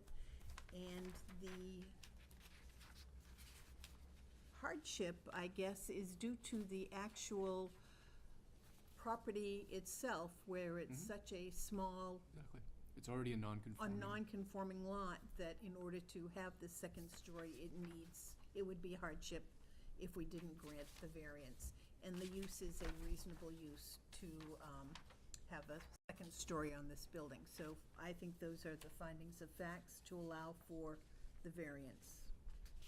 Okay, we're gonna have to do, 2 votes on this one for, dash 0080 and the other dash 0088. Or could we just take a vote on this one and then just Use the same findings. use the same Same findings finding of of fact. facts Sure, for let's- the second one? Yeah, that's a good idea. Would Yep. be my recommendation. So, we have a motion. I'll second. Thank you, Jane. Any further discussion? All in favor? Aye. Aye. And we'll do another motion Mm-hmm. for this. You need to read that one into the record and open the public hearing for that one. Oh, as okay. well. Here we go. Okay. Sure. Whoops. Thank you, Kathy. You have to keep you in line when it goes. Our bad, my bad.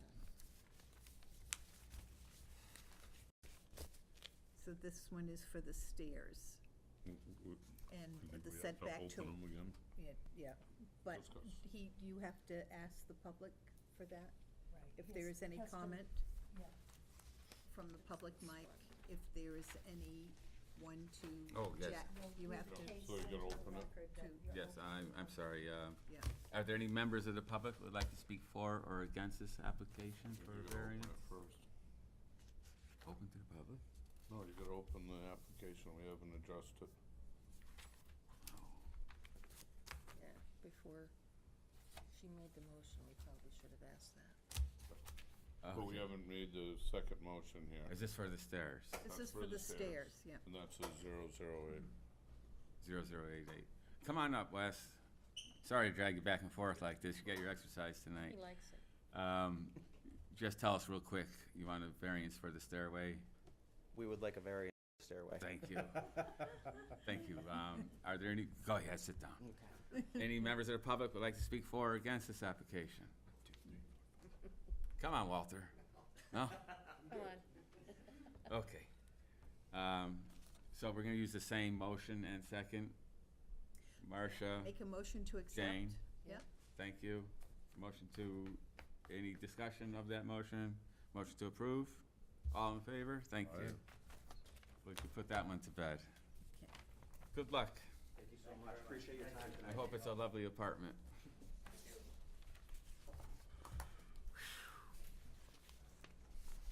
Moving right along. 48 Joliet Street.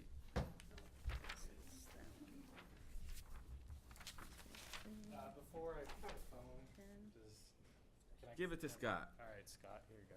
Someone forgot a phone. He needed a new one. Somebody will turn it up for Samuel Johnson. Samuel, how do you do? I'm doing well. How are you? How can we help you? So I'm applying for a special exemption for short-term housing. I have an extra bedroom that I'm looking to rent on the various websites, Airbnb, what have you. And Scott helpfully pointed me in the right direction to ask for what kind of permission I needed, so here I am.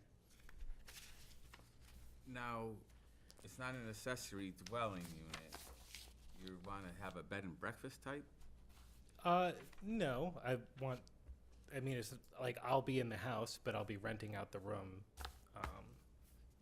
If you've used Airbnb before, you know, it's fairly common practice. So you wouldn't have just one person renting it for like a year or 2 years? You would have Rotating tenants. rotation of people coming in? Yeah, for the short-term housing, yeah.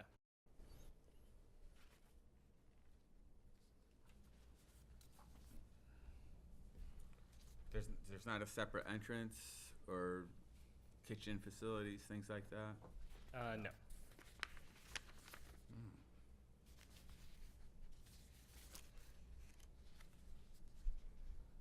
more like a bed and breakfast than a short-term rental. Is that under different regulations? I'm not sure. Kathy's the expert on Well, that. actually, you know, the original concept of the Airbnb short-term rental was actually exactly what the applicant's proposing, where people had a spare room in their house and rented it out on a short-term basis, like a motel room type. Right. That was really the original concept, and then over time, it has developed into this. Renting the whole house. Right. So what he's doing, it satisfies the definition of short-term lodging under the city zoning ordinance. It does, the city zoning ordinance requires that he reside in the property for Right. 150 days a year. a minimum number of days, so. Sam, you swear in a stack of Bibles you live in the house? Yes, I do. Thank you, thank you. Well, we had issues before with people trying to rent out homes they said they lived in, and they didn't. This is allowed? Scott, everything By is? special exception, he is in the RG zone, that's why he's Yep. here. That's right, He yes, got a exactly. It's Special exception to do the short-term lodging. Mr. Johnson has provided me with a copy of his driver's license, which ties him back to the residence. Very Well. good. Very good. It's more than we've had before. Okay, Samuel, have a seat for a moment, and I'm going to ask if there's any members of the public that would like to speak for or against this application. James, you're back. Yes, sir. James Poisson, 35 Dixon Street. I'm about a quarter mile away from that residence. There is one parking space, one in front of the other, if they have a tenant there. First of all, no is the answer to this, because there is no hardship other than financial. There's only hardship if he was broke and needed the money or something, or some other thing, but it's only financial, and that's the problem I have right now. If multiple families around me are doing this without coming like this gentleman did, the right thing, and come to you, and we can't get them out of there. I can call the city and can't get them out. Yes, I was just gonna ask you when you. Yeah, oh, doesn't, you know, the last guy that was in that seat there, couldn't get him to come out. He I'm says, the what guy do you? now, so. Okay, well, we've got all kinds of them, and the problem is, once they're there, they just not taking over. And the cars, you can't even park on Dixon Street because this starts. And I know for a fact, Joliet's already overpopulated, and the two houses on the corner, the drug house, Stitz on Baldwin, on the corner of Joliet and that, I go there. Yeah. they're all for sale. Joking, I'm joking. Okay, all right, fair enough, you had me. So they're all for sale, and they don't have any parking. So it's gonna be this, right now, you can't even get through it without, they're all parked on the sidewalk, and I took pictures of it today. You can't walk, you can't get by, and that's the problem with it, and it ruins neighborhoods. That's as simple as it is. Thank you. Okay, James, thank you.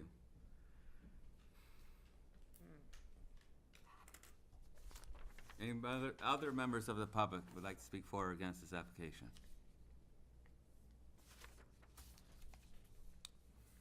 Discussion amongst the board. I do think he brings up a good point about the parking that we should ask. So Sam, is that true? There's just one driveway?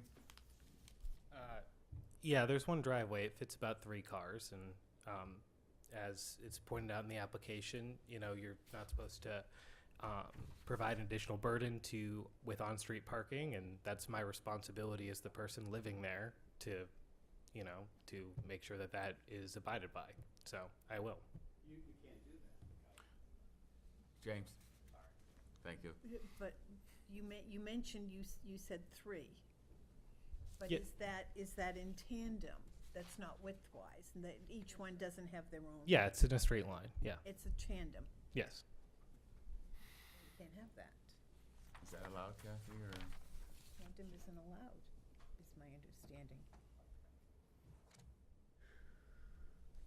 Which is one of the reasons why we turned down the guy over on Appleton Street with his parking. Well, that was a different, situation. He was looking to create It was an apartment. an apartment That was the. that was gonna require a density variance. Yes.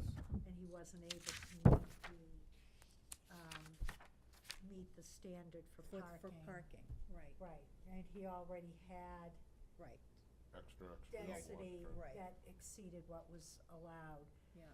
And they were requesting a variance. This is a special exception. And as a special exception, it is a use that is contemplated by the ordinance. I understand, And yep. there is, well, for people in the audience Oh, I'm that may sorry. not Yep. understand. But it's a use that's contemplated by the ordinance. But the city has determined that it should have an extra level of review. So the board can review it, and if you determine it is a reasonable use, there, you can add conditions of approval that the applicant has to comply with. So there isn't any requirement regarding parking? Even though this is a special exception, Because it's not a variance. He would have, he indicates that he's got parking for 3 cars. in tandem, That's yeah. stacked, yeah. yeah. It's not a permanent rental, so the board could consider whether that is acceptable parking in this situation. Because Okay. he's not looking for a permanent tenant. Okay, I understand, yep.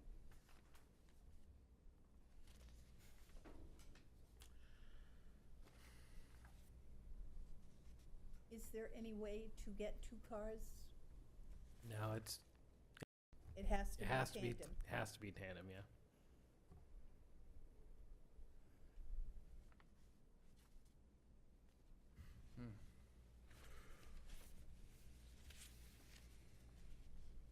I thought this was gonna be an easy one. I Yeah. didn't even do a drive-by. Don't you, I did your drive-by. don't you already have a little apartment upstairs on the second floor? No. What? We do not, no. I I purchased the house in October. I don't know what the previous owner did. I must be thinking of another house on that street because The White House on the corner is definitely a rental, and then I think the houses across the street from us are as well. I thought it was this one.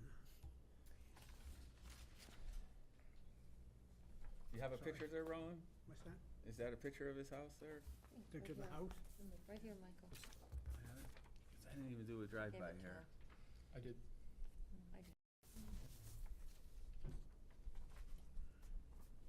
It's a narrow driveway like mine. Are we speaking amongst ourselves right now, or just? Yeah, this is discussion amongst the board. Sam, you can have a seat, please. So I did a drive-by, the driveway is very deep, and I think that just maybe just put a requirement, just say, make sure any parking relative to the short-term rental is in the parking lot, not on the street. And if it's, I can make that note as well.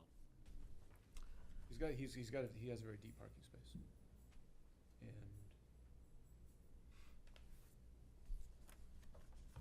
I'm just kind of surprised that the city allows to rent out just the 1 bedroom like that as a short term. that was the original, Is this like a bed and breakfast type deal? No, but, it's just renting a room. and they used to call them tourist houses Yeah. back in the, but the difference on those is that no one person lived there. In how they've constructed the, Airbnb ordinance here in Laconia, it's reasonable if, and I know others around that are like this, if the owner of the property lives there and they're not interested in committing to a 6-month or a 1-year rental, then it's Well, it's the best case scenario. it's able to do. It's the best case scenario, because the person that owns it is monitoring it. Yeah. So, I think just put just the requirement, to make sure that anybody that is there because of the STL, that they park in the driveway. That I think that would take the concerns of the neighborhood off the table. It is a tight neighborhood, as you know. Yeah, it's just like my driveway. Mm-hmm. Oh, just, Interesting concept.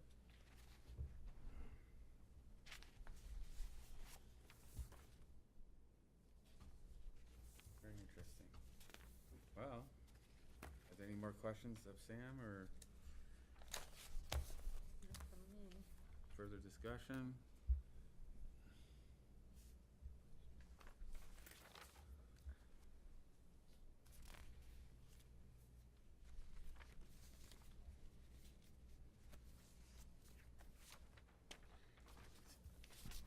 Looks like he meets all the criteria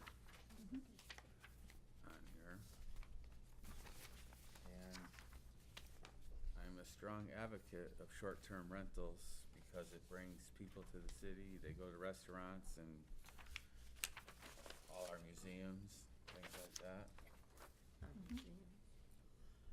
I'd like to show you the picture of the place, because this driveway is not deep. I'll look at it, James. Bring it on up. Thank you. Because it's gonna be just like Cumberland Farms, across the street from Cumberland Farms, where you have to duck around the pickup truck to walk in the middle of the road, if they have any normal car sizes. It looks like you could barely squeeze 2 cars in there. That's what I'm saying. Yeah. And there's nothing down there. That silver car is yours, Sam? Can I see the picture? Sure.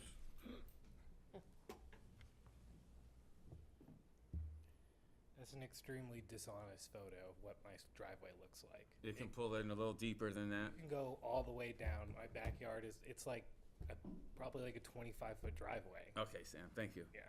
A 25-foot driveway is 2 cars. 25 is only 1 car, actually. Yeah, so, we're way. Actually, if you wanna have Sam get me the I can measurements, go get a measurement for you. figure out the But calculation. that's not All right. an honest picture at all. I understand. So does that then become, No, there's room for 2 cars there there. is, okay, okay.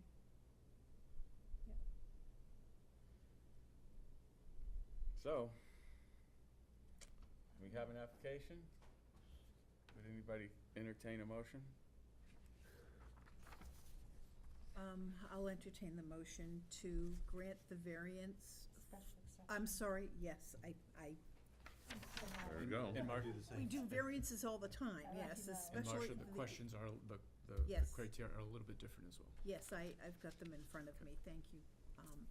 To grant a special exception for ZO 2023-0084 to allow for short-term lodging at 48 Joliet Street.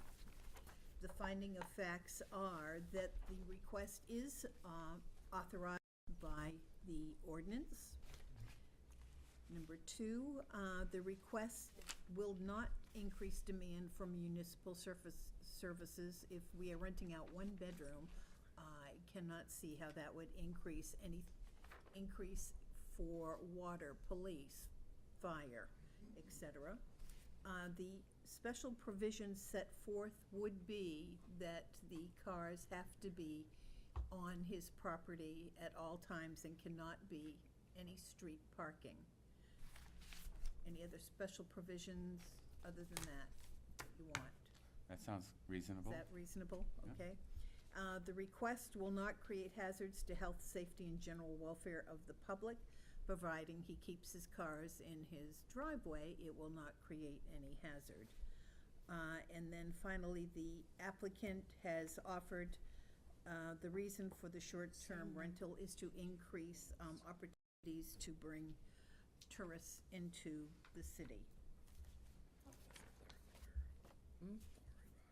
Okay.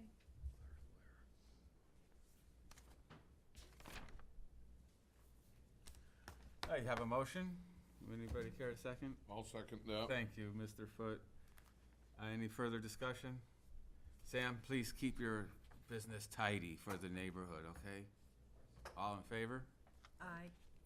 Motion passes. Good luck, Sam.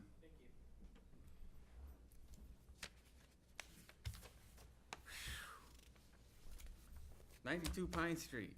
I have a question, if you don't mind. They both have the same application number. The Joliet Street and Pine Street have the same app Oh, number. they do? Oh, look at that. Oh. We could fix that easy. Sorry to, No, no, Yeah, they do both that. end up with 8-4.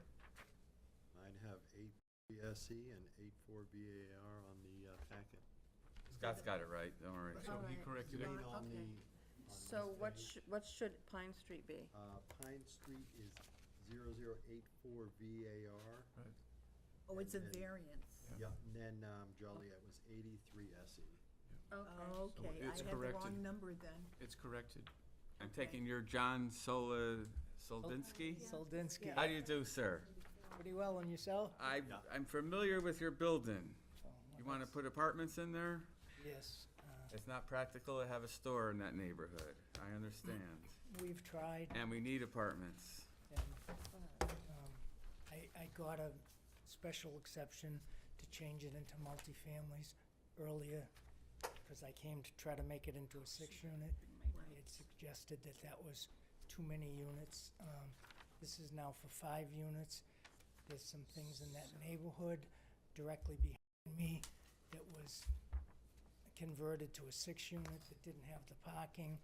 I have 10 parking spaces that's shown on my parking plan. These are 10 by 20s. You need 9 by 18, so they're adequate parking. The place is pretty much all hot-topped, so we're gonna take some of that hot top off, put some shrubs in, bring some green places in, and I'm gonna stay within the footprint of the building. I may have to go up, but I'll stay within the height requirements of the zoning. And I'll have an architect design it, and it'll be up to today's code and standards, whatever is necessary for the building department and the fire department and everybody, well, I guess everybody else, whoever is necessary to, it's gotta be up to everybody's standards. So you're looking at 5 apartments, how many, are they single? 3 Doubles. 2-bedrooms and 2 3-bedrooms. That can change. It could be all 2 bedrooms. It was just a use of the space, and they could be larger, 2 of them could be larger apartments, if you're concerned with the density of a 3-bedroom. But there is, there's a necessity A feel for how, for families to have apartments. Is a huge necessity for that. So I think the last time you were here, I didn't hear any plans to actually raise the height of the building. You were gonna try to squeeze it within the existing structure. When I talked with the building department, Yeah. I've been involved in real estate my whole life, so different places that I did real estate, as long as you stayed within the footprint, you could go up as high as you wanted. So that was my impression the last time I was here. I've since found out, and once again, when I get an architect to design this, I don't wanna have to limit him.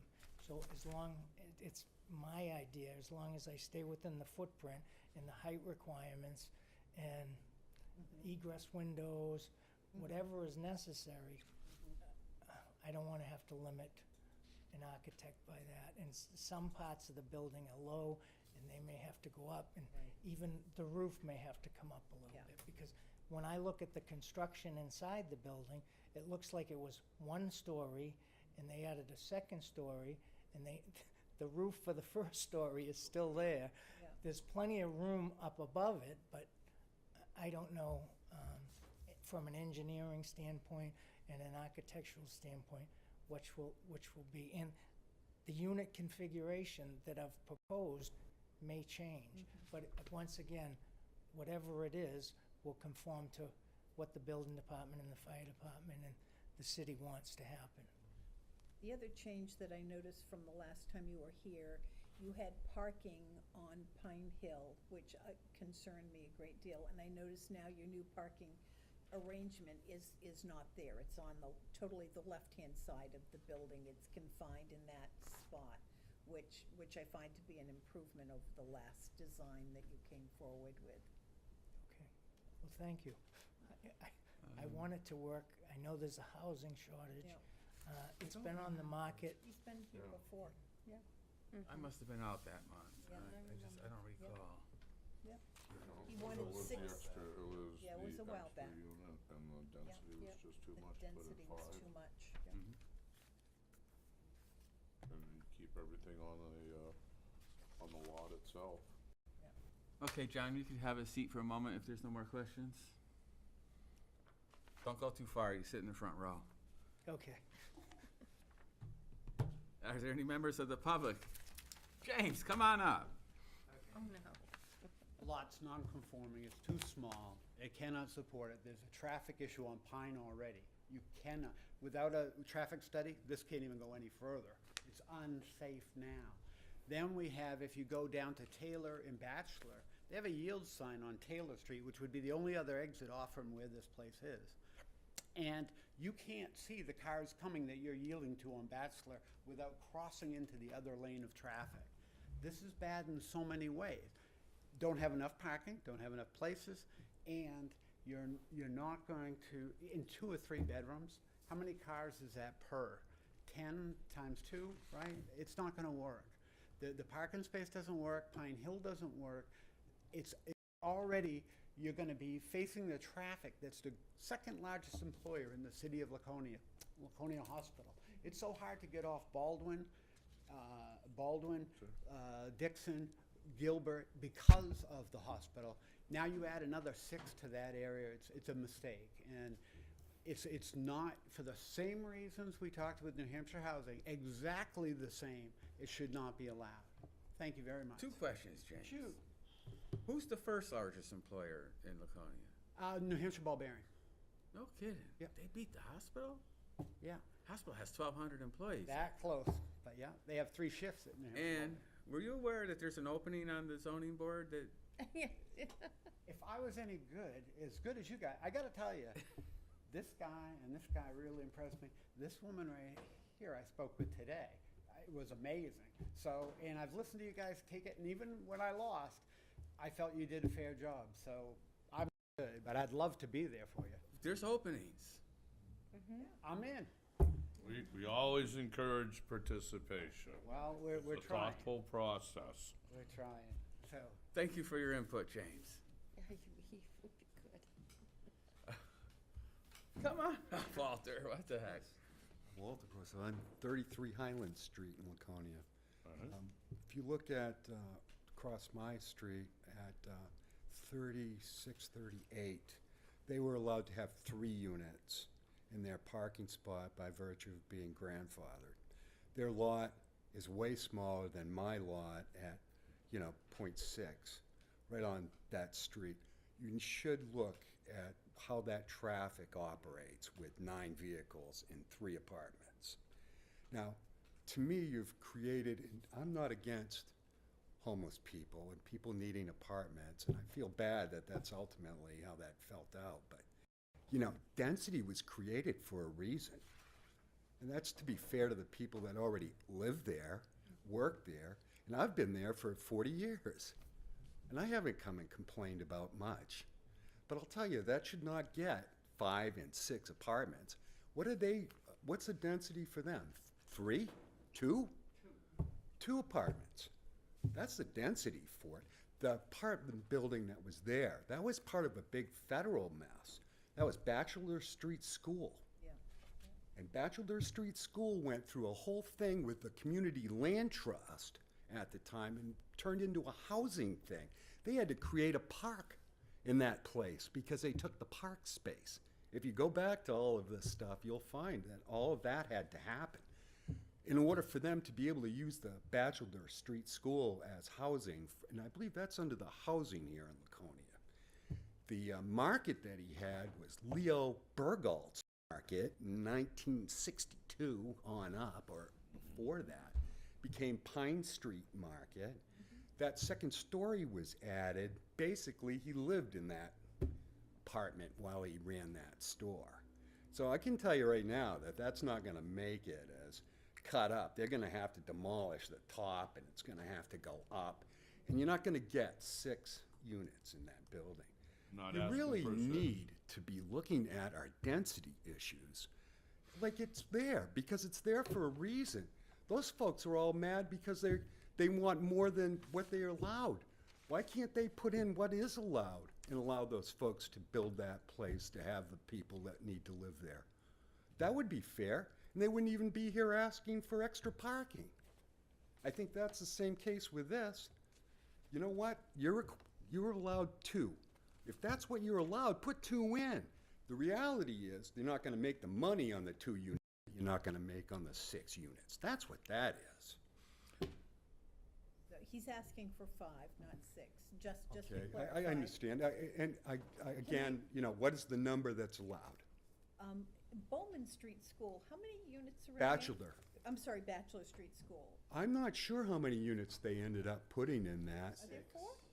I think it's, there are 6 I thought it was units 6 in there? units in there. I worked in That that school is a whole place. lot But that's bigger an acre. than that spot that he's got, which is less than I own, but I can't have 3 units without coming to you folks. Right, right. But the people across the street who have, I watched the cars, it's incredible.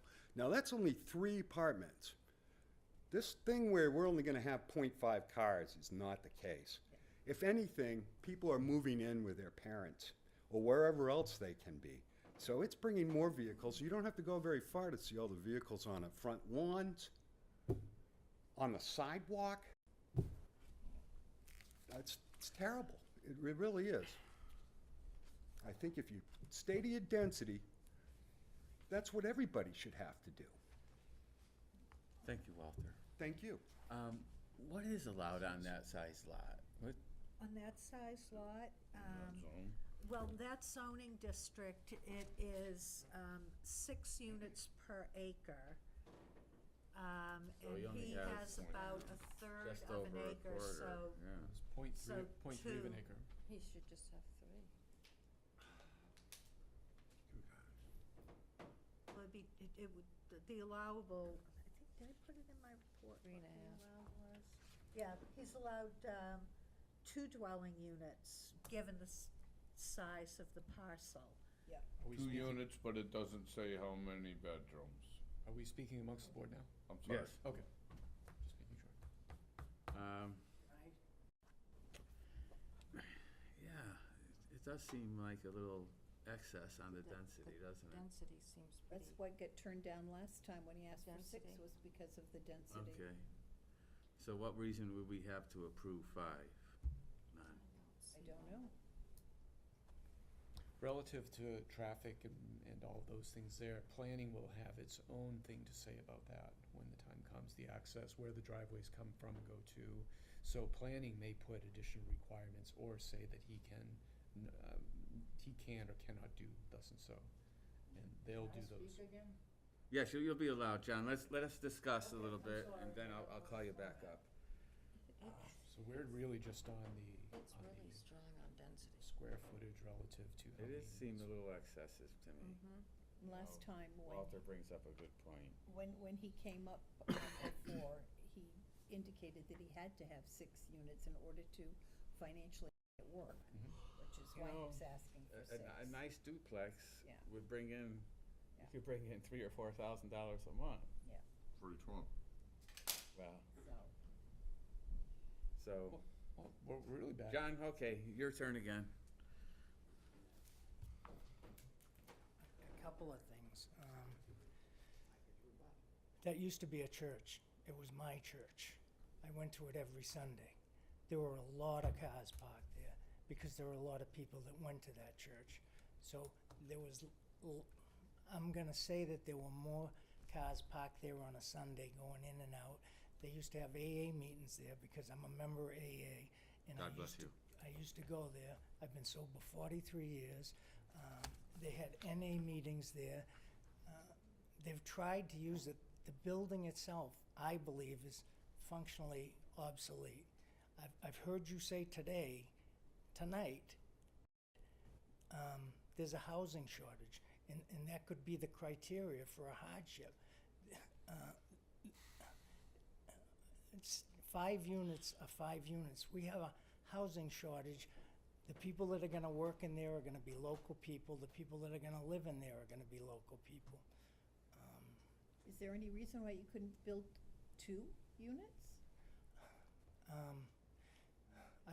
I'm gonna tell you economically, I bought the building for $130,000, And to convert that over would probably be another 150 or 200,000 to make it 2 units. And I believe it could be 2 units plus a store. And I had somebody look at it about making a sober house, and I think that's an allowable use in there. I don't think that would be, it's only my opinion, but this, No, I'm looking for your reaction to the comments about density.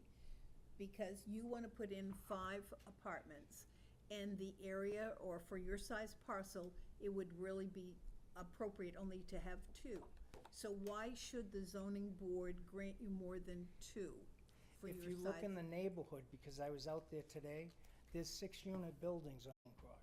No, density is a consideration that's why it got turned down last time. I Was understand. you And had asked it for was 6. suggested to come in with less units, which Right. is, that's why I'm here. Yeah. I think that there could be some grant money available, which may make it easier, but I don't have that. And I know that financially is not a hardship, but it was stated here tonight that the housing shortage could be a hardship. And there's nothing outside of the realm of that neighborhood or in the surrounding buildings. There's couple of 6 units that have no parking whatsoever. This building is there. It's got the square footage. I'm not gonna increase the square footage because the proposal is to stay within the footprint, 2 stories, that's 5,000 some odd square feet. Those square feet do exist. It could be used in many ways. It could be an office for several people in and out. It could be used within the realm of the zoning and possibly be denser than what I'm proposing. But it's financially, I think it's obsolete. The building is obsolete. And nobody has been able to do anything with it. I've had it on the market and nobody has really come to see it. And that I'm not saying that that's the issue here. That's my problem. I made an investment. It has nothing to do with this. But there is a housing shortage. I think that it would be used well. It has ample parking where there's other buildings in the neighborhood that don't have, some of them have no parking. Now, those are grandfathered, but this isn't outside the neighborhood. And above, when they made that a 6-unit, they only have 6 parking spaces.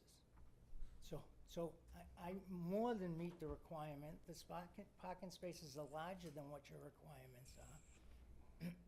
And it's gonna be designed by an architect. I gotta go to the planning board.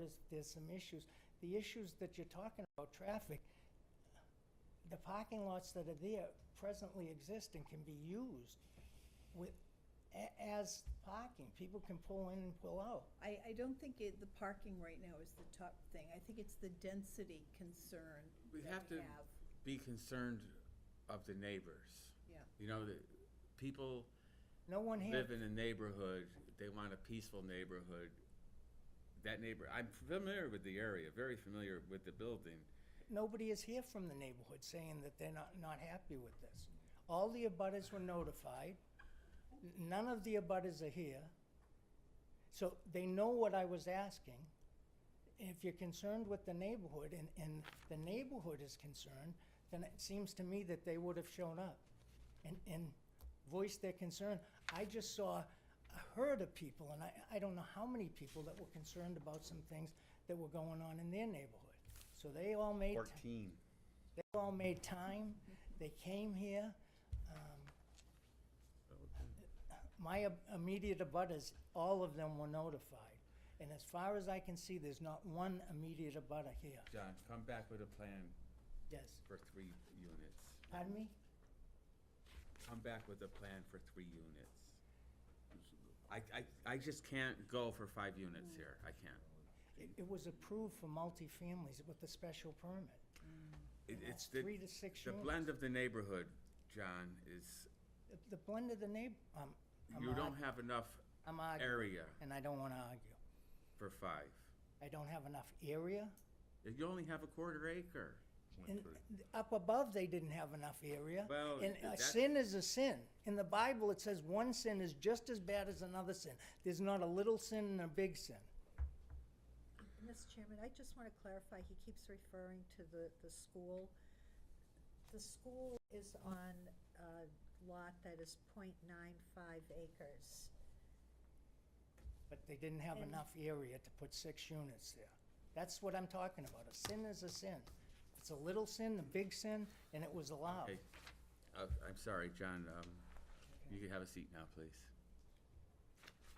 I apologize. And I that- get a little That emotional. project was approved before the density requirements have changed since that was That was a while ago. originally approved. Okay. Thank you, John. Okay, thank you. And I guess I get emotional, so I apologize for being emotional. I'm looking for a motion. I'll make a motion to deny. I will listen to it. Oh, sure you would. Oh, gosh almighty. I make a motion to deny the variance for application ZO 2023 dash, I hope I got the number right, 84? Yes. Okay, for 92 Pine Street. On the grounds of the variance, granting of the variance would be contrary to the public interest because there is a density requirement, and if we granted it, we would be, I think, in violation of the density requirement, and that would be contrary to the public's interest. I tend to agree. And the spirit of the ordinance, if we granted it, we would not be observing the spirit of the ordinance because the ordinance has a density requirement.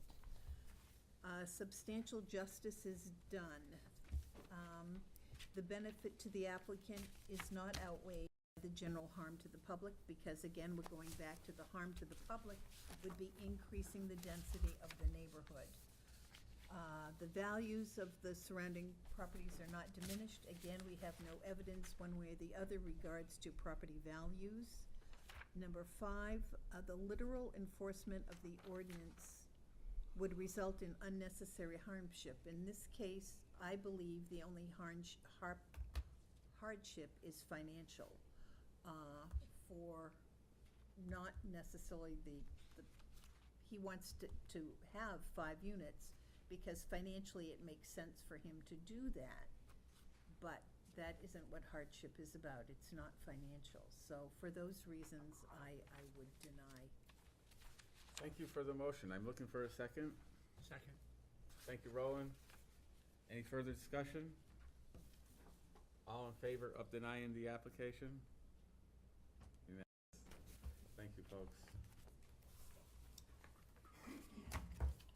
Sorry, John. Thank you very much. Have a blessed night.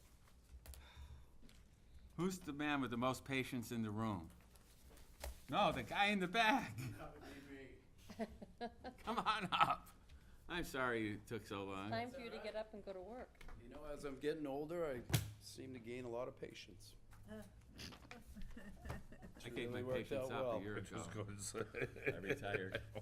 I'm Ron Cathcart. I own 280 Main Street, which used to be the old Foley Building, Oh, right? Yep.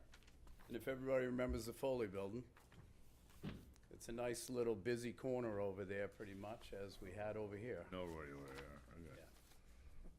What I'm looking to do is basically add some, I have enough square footage as billboard-wise for over 200 square feet. But what I'd like to do with the building is, I really don't want to make it an office building or anything. I'd like to use it for storage for my construction company, not to have parking out front and everything else, because that whole area is just a complete mess. All right? At this time, I met Wes over there to have it all pinstriped out front and put no parking all the way through there, but I also went over with Wes as my property. If you want me to pass this around, it'd be easier for We everybody got to see. photos here. Okay. Yeah. It's just, it's hard, it's on a wedge. So when I met with Wes, basically I'm taking off 20 feet of the wedge with the pinstriping, so I live on the south end. I understand the road, I understand how I go into Foley's. So I've been using Foley's property for the last 21 years. So I understand how much of a burden this is being on a point. So what I don't wanna do is, I don't wanna make offices out of it. I wanna have my construction company rent the building basically from myself because I own it through an Oak Street LLC. And if there would be any parking out front, it would be maybe me pulling in just to check the building out and everything else. With the billboards, the only thing I'm asking for is,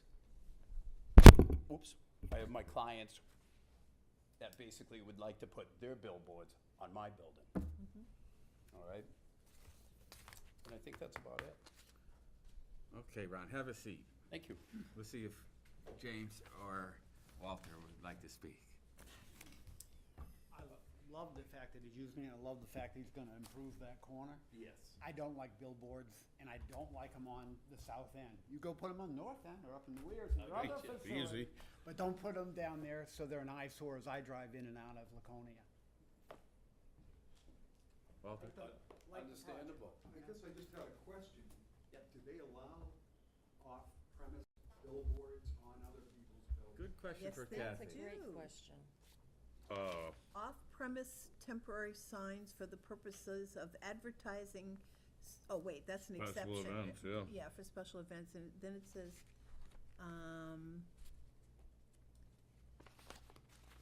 this is the additional sign or sign has to be compatible with the area in which the sign will be located. It has to be the additional sign or sign area is necessary or desirable for public info and safety. Circumstances unique to the structure, use or access to the area in which the structure, use or access is located. Exist. So, correct me, Kathy, Ron, in the photo, there's a sign on the building. What's that? That is the old Foley's building. Yeah. Sign. That's their sign? Yeah, I mean, there was really no precedent set with Foley's. Is that where you're gonna put the new sign, like It on would that be- section? It would be a 3-foot high by basically 30 long banner on the front, and then one on the south end side. And I think 30 feet long? 30, size of the building, front. Is that I'm trying to think of size those sign size. allowed? In that zone, there's a square footage allowance per the table, and for 2 signs, it would meet the square footage. Yeah. It does. From the table. Yeah. Are these going to be lighted signs? Are they lit at night or all off street? I got questions. Sure. I had that question too, but Come on back, Ron, thank you. Love to. And this, I can put my fingers on a couple of these around. Right. One's grandfathered, I recognize that Dairy Queen advertises off-site. And I remember that being some sort of grandfathered thing. Up in the Weirs, besides being the Weirs, and we like lights, there is a sign there that at a time when it was first put up had no association with it. It was just a flat lot. Right. And so the excuse was to tell the time or the temperature or something like that. Right. Now it's evolved in so that a local business who is using that lot is using it. So I'm not seeing so much off-site signage there. Right. And Well, to really, so 2 things. Yep. Is it lit? Or is we it were just not gonna gonna be- light the signs, basically, Yeah. for the nighttime, because they're just banners. Yeah. All right, you know, basic banner. You know, if we really think about it, I could really put Rowell's in there and litter the whole front of it by a 3 by 32 to begin with, and put their whole sign down the side again. So, If you would like, I can read the requirements in the zoning ordinance. Thank you, Kathy. So it's actually, it's section 235, 57. and it's entitled Prohibited Signs. Paragraph G reads, off-premise signs, except for temporary signs permitted, shall meet zoning standards and may be allowed by special exception by the zoning board of adjustment if the board determines, 1, circumstances unique to the structure, use, or access, and the area in which the structure, use, or access is located. The additional sign or sign area is necessary or desirable for public information and safety. And the additional sign or sign area is compatible with the area in which the sign will be located. Off-premise temporary signs are exempt from these regulations, so we're not talking about that. For those of you who have your zoning ordinances with you, it's page 125 of the zoning ordinance. So there are 3 exceptions that we have to kind of address each one to see if he meets Correct. those, right? Yeah. Let's address those. Well, if you want to look at them on page 25 or. Have that book? James, Jamie, got the book? Yeah. I'm not seeing Page 125. I'm seeing page numbers like this. So It's in Roman numerals. I've got it written, Michael, if you want me to read them, and then we can discuss it. Please. The first one is circumstances unique to the structure, use, or access in the area in which the structure, use, or access is located.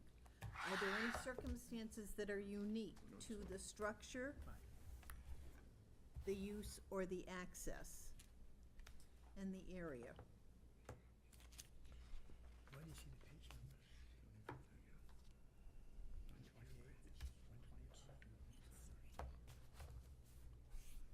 Very, very small.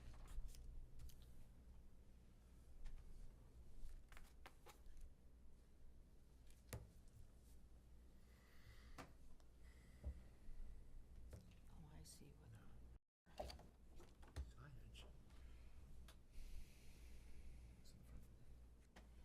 Is the thing that unique is the shape of the property? What page did you say it was on?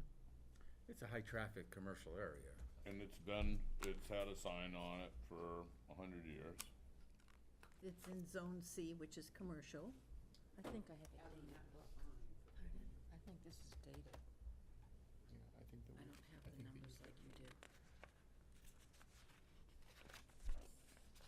If Then I was given they're this. telling me the signage is within the, 2 and 3, and you're, we don't within have the page numbers. ordinance requirements, Depends on I where think you- where I have, rub with it is the off-site stuff. Signs.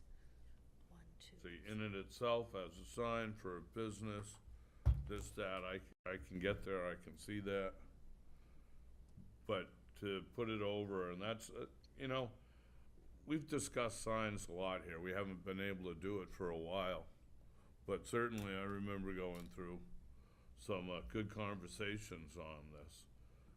And once again, as far as if it's within the size that's allowable, I can see that, but I'm not seeing it for, Well, so then what you would be taking offense to, I think, Mike, would be number 2.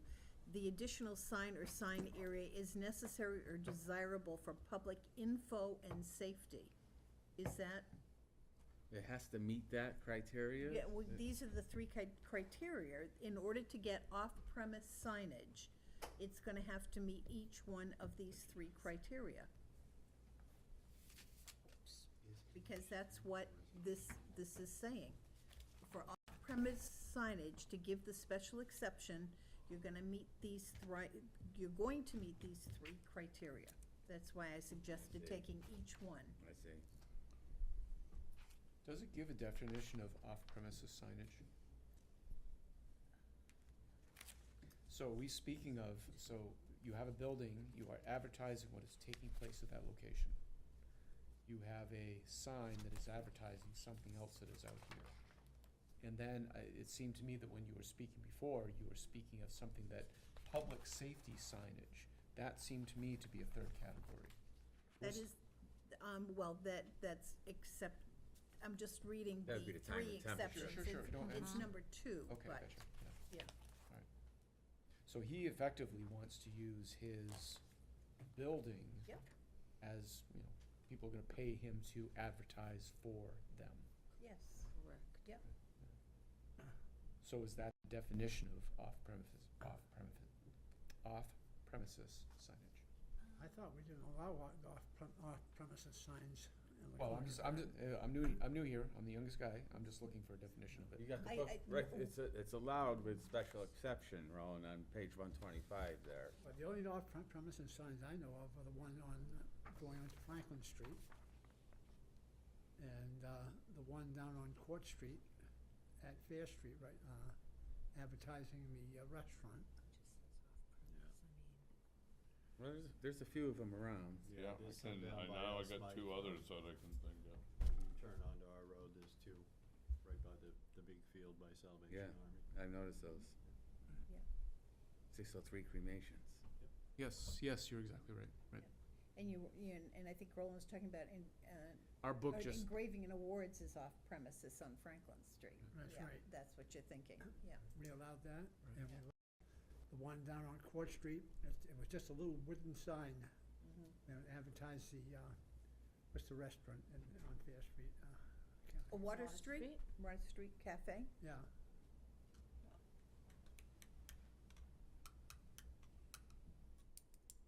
that's true, yes, I just drove by that today.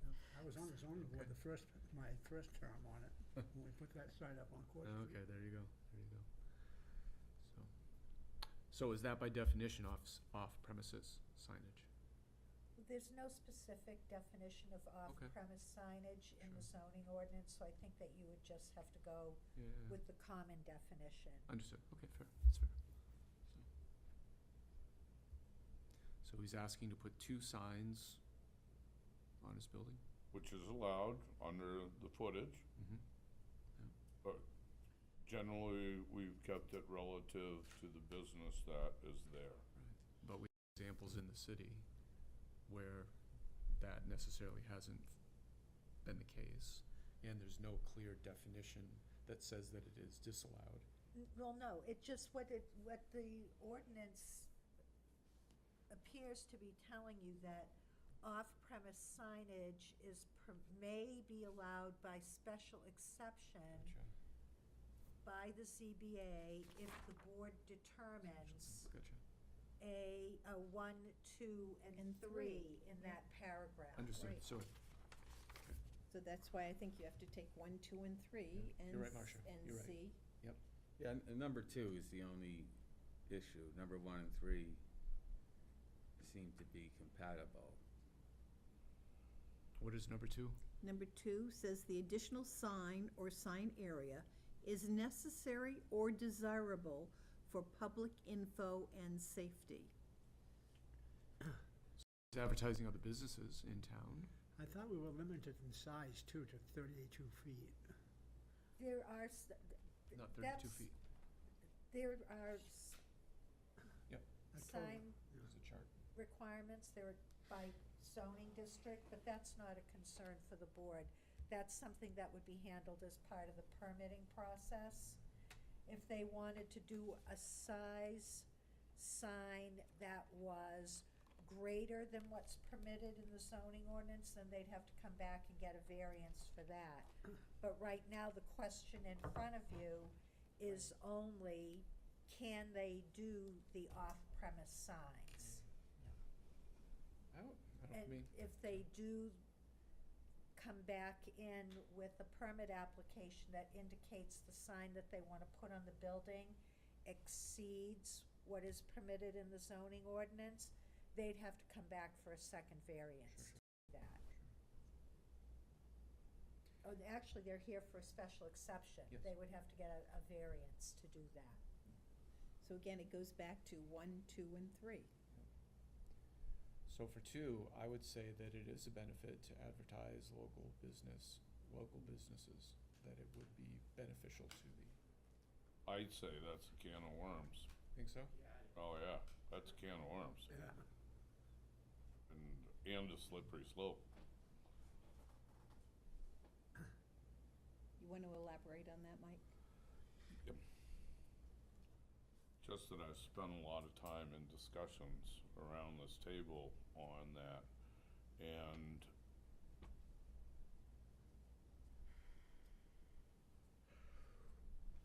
once you break out with the science, and it's not relative to the activities that are going on there, it can be confusing. I mean, are you advertising Bob's Beef, or are you doing a car wash? Either one. If that's Bob's Beef and that's what the signs are, you know what's going on there. If it's car wash, says so. But to start to split up the sides of the buildings for other advertising seems to me to be, once again, it's not without precedent in the city of Laconia. We'd say one up in the Weirs at the top of Tower Hill, which advertises the witches, was done recently. But that's not attached to a building. It was a freestanding sign that's pre-existed. That's a good call.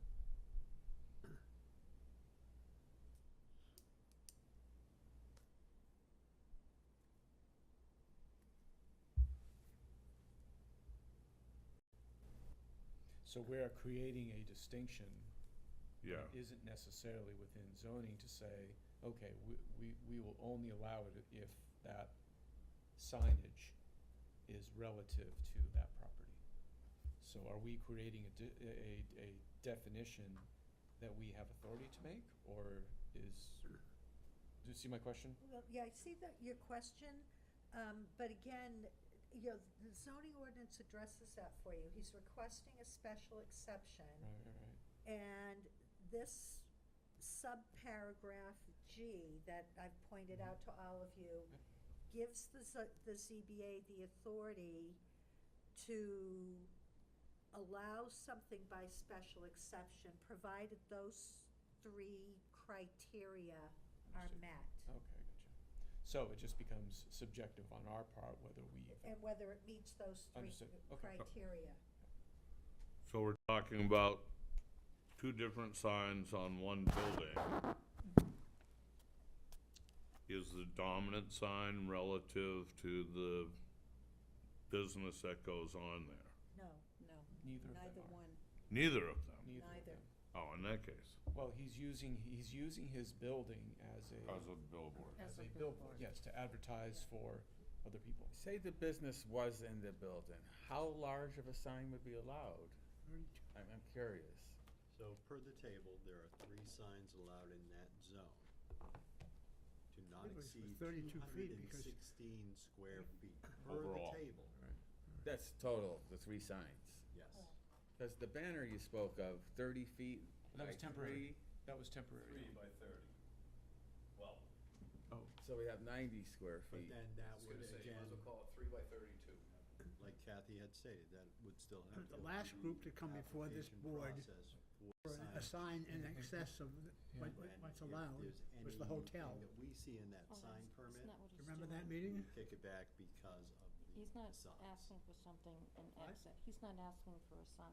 Again, I don't think Excess. They needed a larger sign. Yeah, but he's not asking for that. that's not something for us to No, I'm saying consider, that's the last because as reason. Scott is saying, long as it's- that's gonna be taken care Right. of in the permitting process. Right. Again, we have to focus on 1, 2, and 3. Right. yep.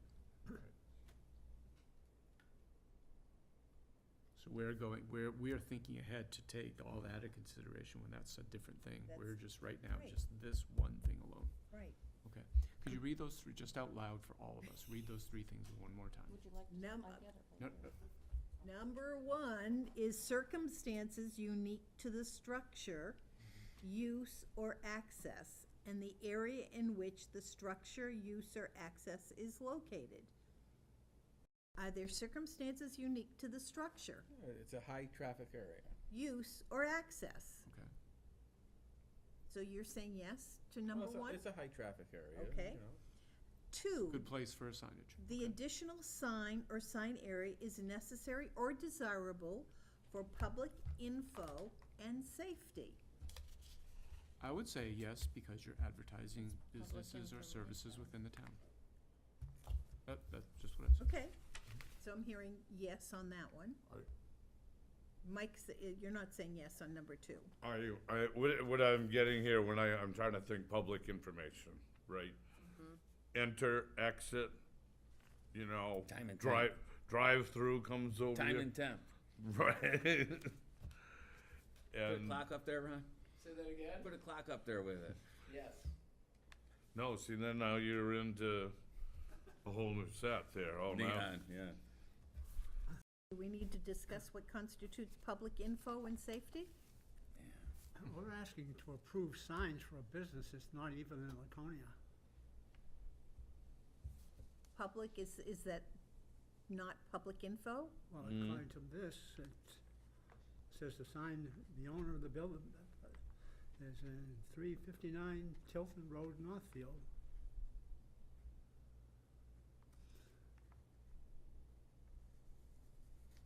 The owner of the building? Wait a second. Next to the last one. Yeah, I got you. Metro Center.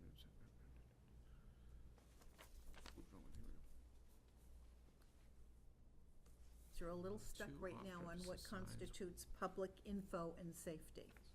For roll services. Time and temp. Yeah. I'm not seeing it right there. Well, yes and no. So the business of roll services is located in a different location, but they do perform business here in the city. Yeah. I hear what you're saying, though. Okay, so we have some disagreement as to what public info and safety means. What does the sign look like? What does it say? It's going to say Rowell's, maybe. Rowell Services. Rowell Services on one, and who knows It's a what on the other. Plumbing, heating, electrical contractor. Yeah. Yeah, they're all over. Yeah. Yep. Well, they've bought up a bunch of smaller guys. Yeah. And the last one, number 3, says, the additional sign or sign area is compatible with the area in which the sign will be located. I would say that's true. Yes. A lot of signs in that little corridor Yeah. right there. Yeah. So it seems like right now, the one that it doesn't meet is number 2.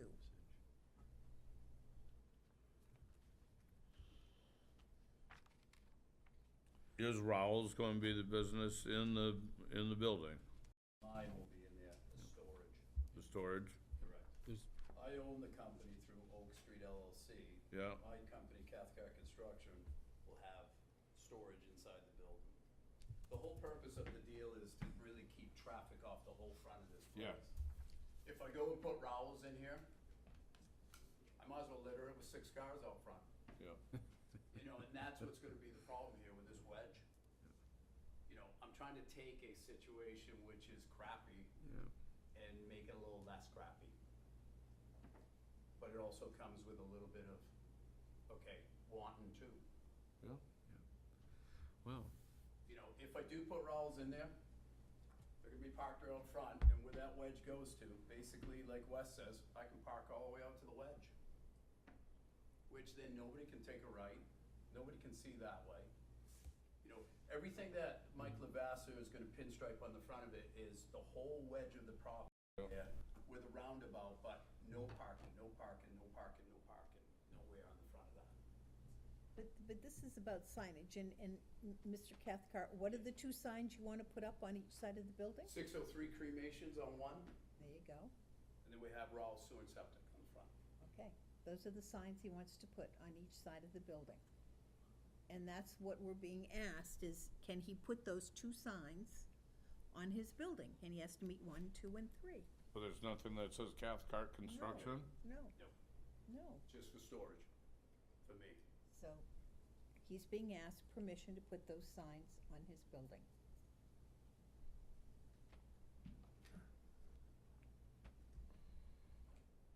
Wow. It's a nice twist. There is no hardship. that doesn't have That's not anything part to of do the with It's hardship. not part of a special exception. There's no hardship here. Should-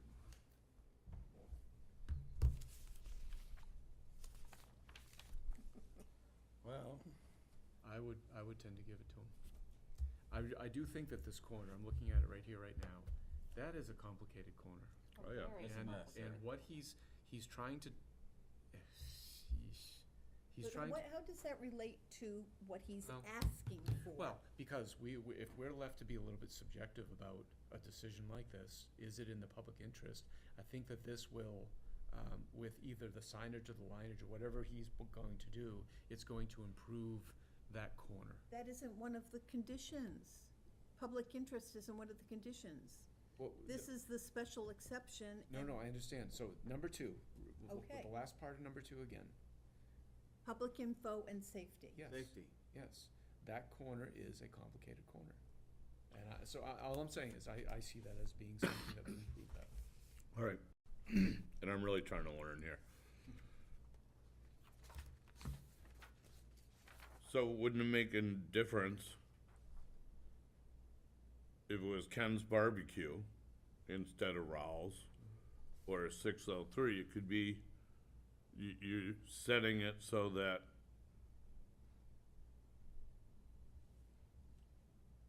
you could put advertising on any building for anything. Through special exception through this board, I think the answer to that would be yes. Correct? Anybody could make a request for almost anything. Do our ordinance say anything about the owner of the property has to be in the city of Laconia? No. No, we're the city of Laconia, we're the people.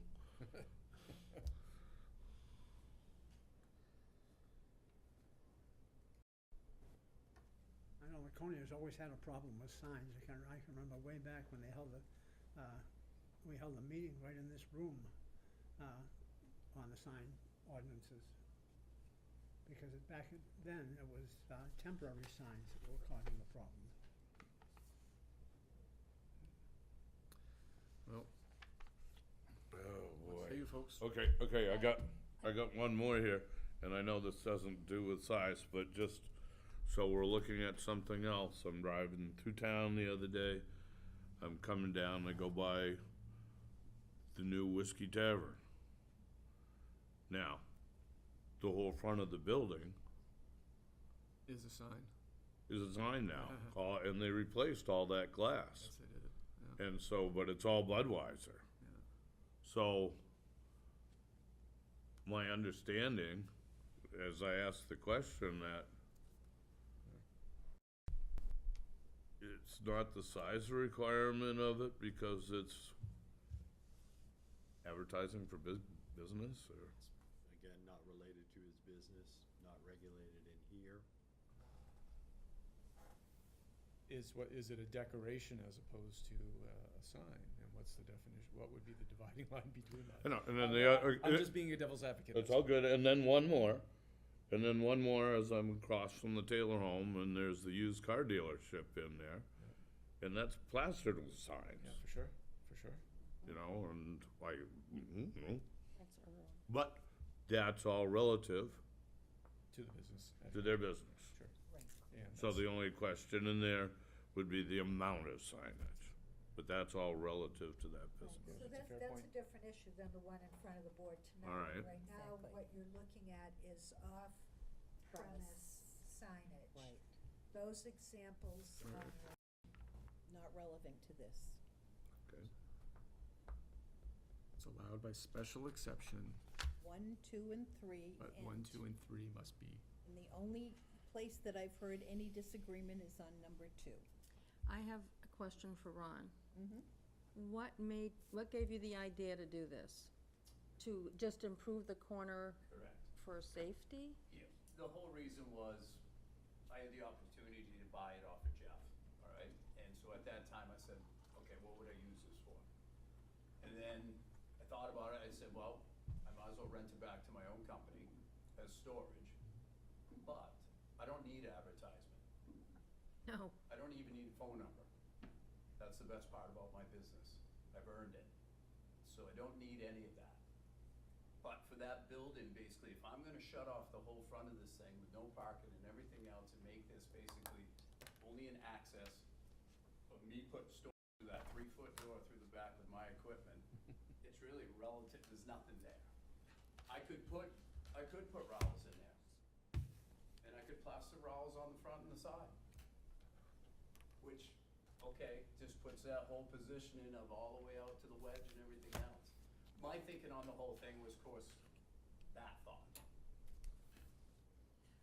Well, why not have any signs at all?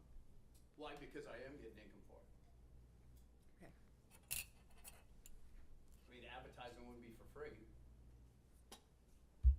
Can you change the sign? You can change the sign at any time. Mr. Could be any Chairman? other company, any other Mr. time. Chairman, any member of the public that has a question should be addressing it to the board, not the applicant. Okay, James, I'll let you speak, go ahead.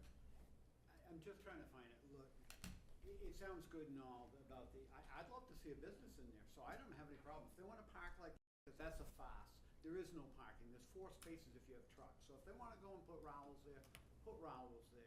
But don't make up this farce about, we're gonna have this, it's a billboard. There's nothing more to say about this, it's a billboard. There is no safety, there is no time and temperature, and if we do this, I want this definitely on the record, because I'm gonna go to all the zoning lawyers I know and say, look what we can do now.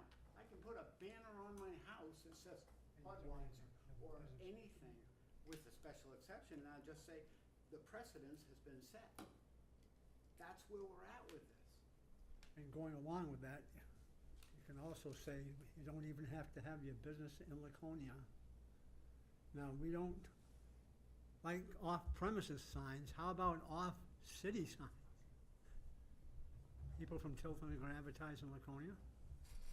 Well, there's nothing in this ordinance that specifies that it has to be Laconia.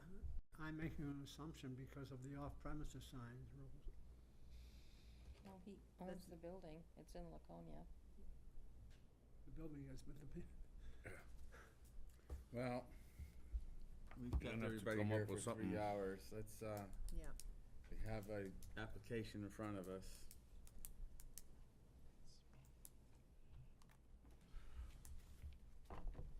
Guys, lead, I'm stuck on the off-premise thing. I'm stuck on number 2. Make a motion. I don't know how everybody else feels, and Well, you have to go with your own thoughts sometimes. I do, but sometimes you guys have been here longer than I have. Doesn't mean anything. You have more history.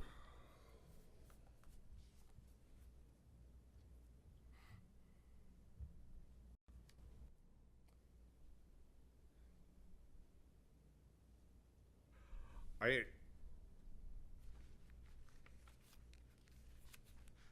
wanna see it move forward here, but I'm a little stuck, so if I read it,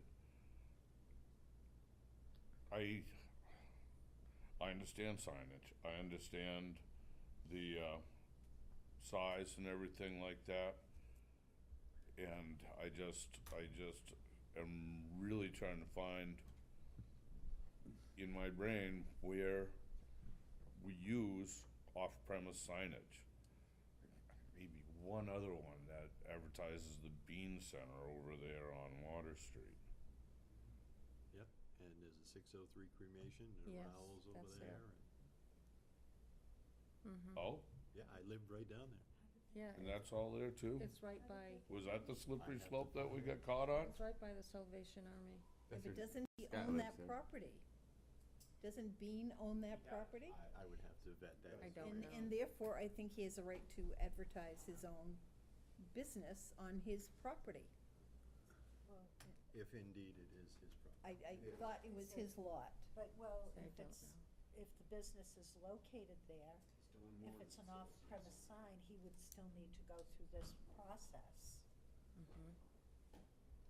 The off-premise sign regulation doesn't distinguish whether you're putting a sign for a business you own on another property that you own, on another property that you own, so you're right, he would So probably he would should. need, if it's Yeah. an off-premise sign, it needs to go through this process. Yeah.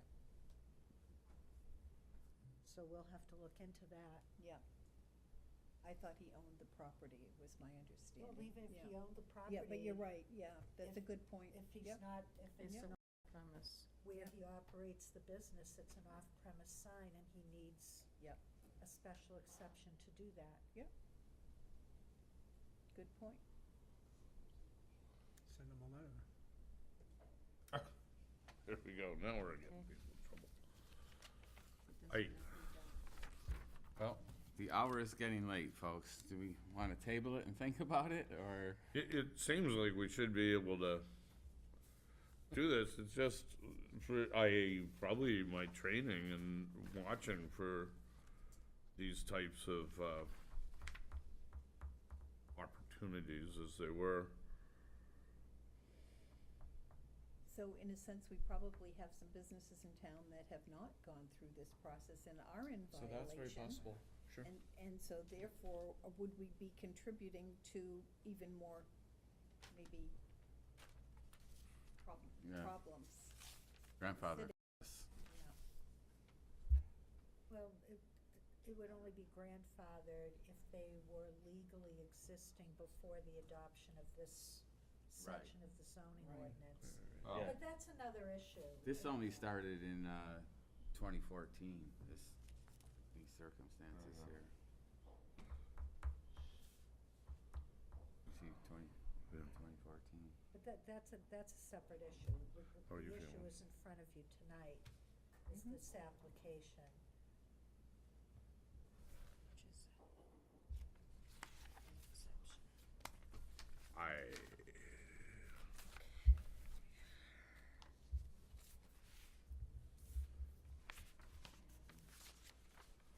I think we have a 10 o'clock closing, huh? We don't pick up any more business after 10. We don't run away either. I think we need to deal with it. Okay. You know, Somebody needs to make a motion.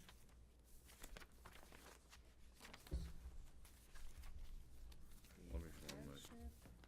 This is all we have to address, is these three things. That's it.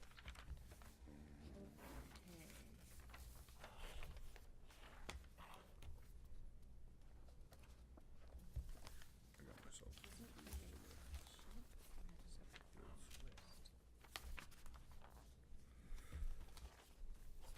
Is this what you're looking for? That's what I'm looking for. Let me peek. Oh, yeah, okay.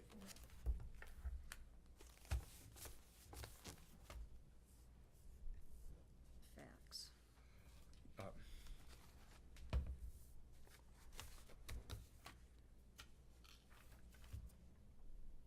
Is he doing it? No, you can go. You feeling good? Froggy? No? Are you kidding me? You know, I'm a little torn here. This really is the off-premise stuff, which we've traditionally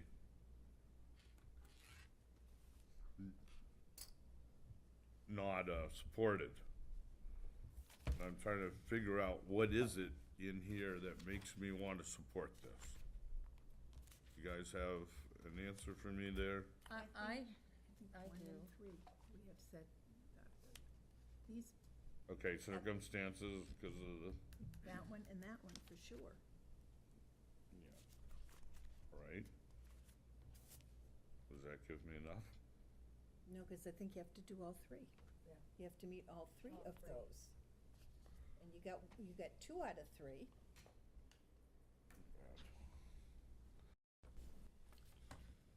Oh, with what he's doing with the building, it's not gonna create any traffic or anything, so I think it would be a help to the area.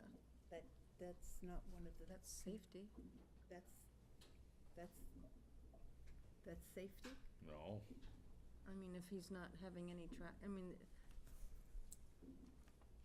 it's an, That could cover the safety. It could? It could. Well, The addition Well, of it's the not sign is. creating any excess traffic like to you the said, if he area. parked 4 of Raoul's vans out front, But it says it's for public info and safety? Public info and safety? Do you think that covers the safety? I think Time and Temp does. But you don't have time and temp, it's So how do a rollout. we look at public info? Public info meaning, gee, it would be nice to have Rowell's, or I wanna be cremated, I'm gonna call 603. Is that public information, or is public information, okay, the pumpkin festival coming? You know, you have to identify what public information is. Good point. There's no definement in zoning.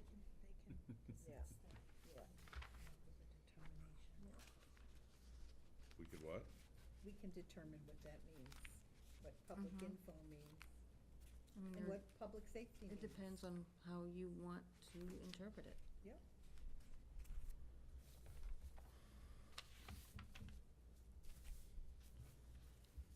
Alright. We're gonna go for zoning 202300086 special exception. We're looking at, tax map 457-142-93, 280 Main Street, Laconia, New Hampshire. It's a request for, Off-premise sign. off-premise signs. And in the findings of our facts, 1, 2, and 3. says the circumstances are unique to the structure and the area. This area has been heavily used. I can, and there's been advertising right in there before.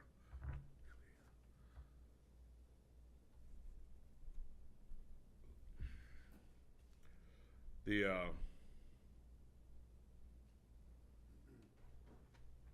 it's within the constraints of area. It's not gonna be lit. Correct.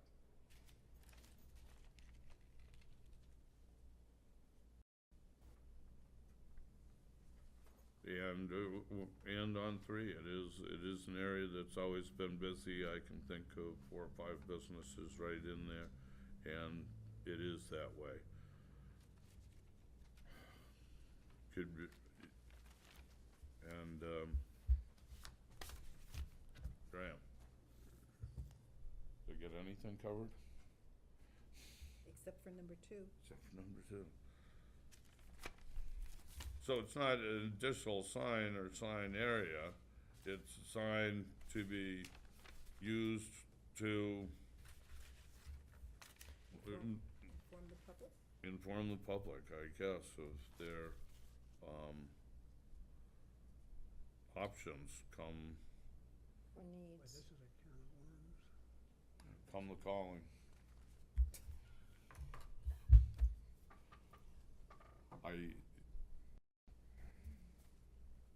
I hope I got it right.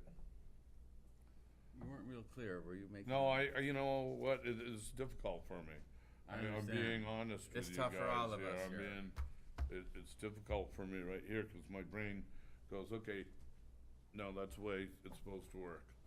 And so now I'm trying to contravene my own training here. So if anybody wants to help me sell myself down the river, that's, I say we move to approve this. I second. We have a motion and a second. Is there any further discussion of the motion? I think we're opening up the biggest can of worms we could open up. This is a big mistake, this vote. But you get to vote one way or the other. I'm voting no. You're what? He's saying no. Yeah. So all those in favor? Is that, did he say he's approving it? Well, he's made a motion to approve. Marcia has seconded it. Roland's showing disdain. I think I should abstain from voting since I'm a personal friend, but I should have abstained out of the whole entire thing. We have a motion. All in favor of the motion? You're not in favor? Okay, Against?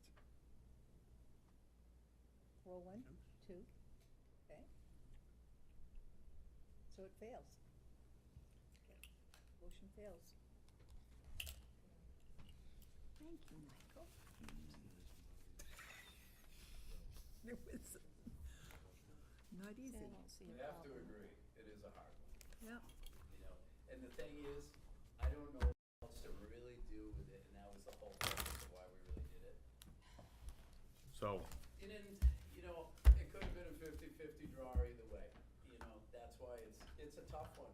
if you read out of North Conway, Yeah, right, and they have the bagel shop up there, yeah, and they did the artwork on it. yeah. And when you ride through town, you know, oh, look, it's the bagel shop, it's artwork, that's good. That's I'm not disappointed, Isn't let's that put Big it that way, Dave's? all right? It either was gonna go or it wasn't The gonna bagel go. shop he's talking You know, about. you can't be pissed off Oh, at Big people with Dave's. that stuff, I mean, it's business. Sorry, Ron. Thank you for your time, patience, and understanding. And he's been here all night. Trust me, I thank you guys. Have a great night. You also. Thank you. No, no, trust me, it's business. I will. Anytime, guys. Thank you all very much. We gave you a tough time tonight. Mr. Chairman, We wanted to ask my chairman, You want to adjourn? to adjourn the meeting? you wanna Is there any other discussion? Hearing none? I think James wants to come on board. He can, I'll second that motion. We have a, all yours. Thank you no, very we much. have an opening. It's been entertaining. And we're serious about it. We do have an opening What's the opening? for an We alternate need to member. finish our meeting first. Yes. Mike, you gotta Good night. adjourn. But you come to all the Um, meetings. a motion And to then if someone's adjourn. gone, you vote. Motion to adjourn. All in favor? Aye. Thank you. It's okay to make a motion and vote against it. I've got a ton of things I can give this I Scott. told you it was conflicted. I know, but it was. Scott, can you use some of these? Open By going and and visiting, and I'm accepting glad you're for gonna it, get and I said, clarification. There we go. Like that, go down. Roland's right.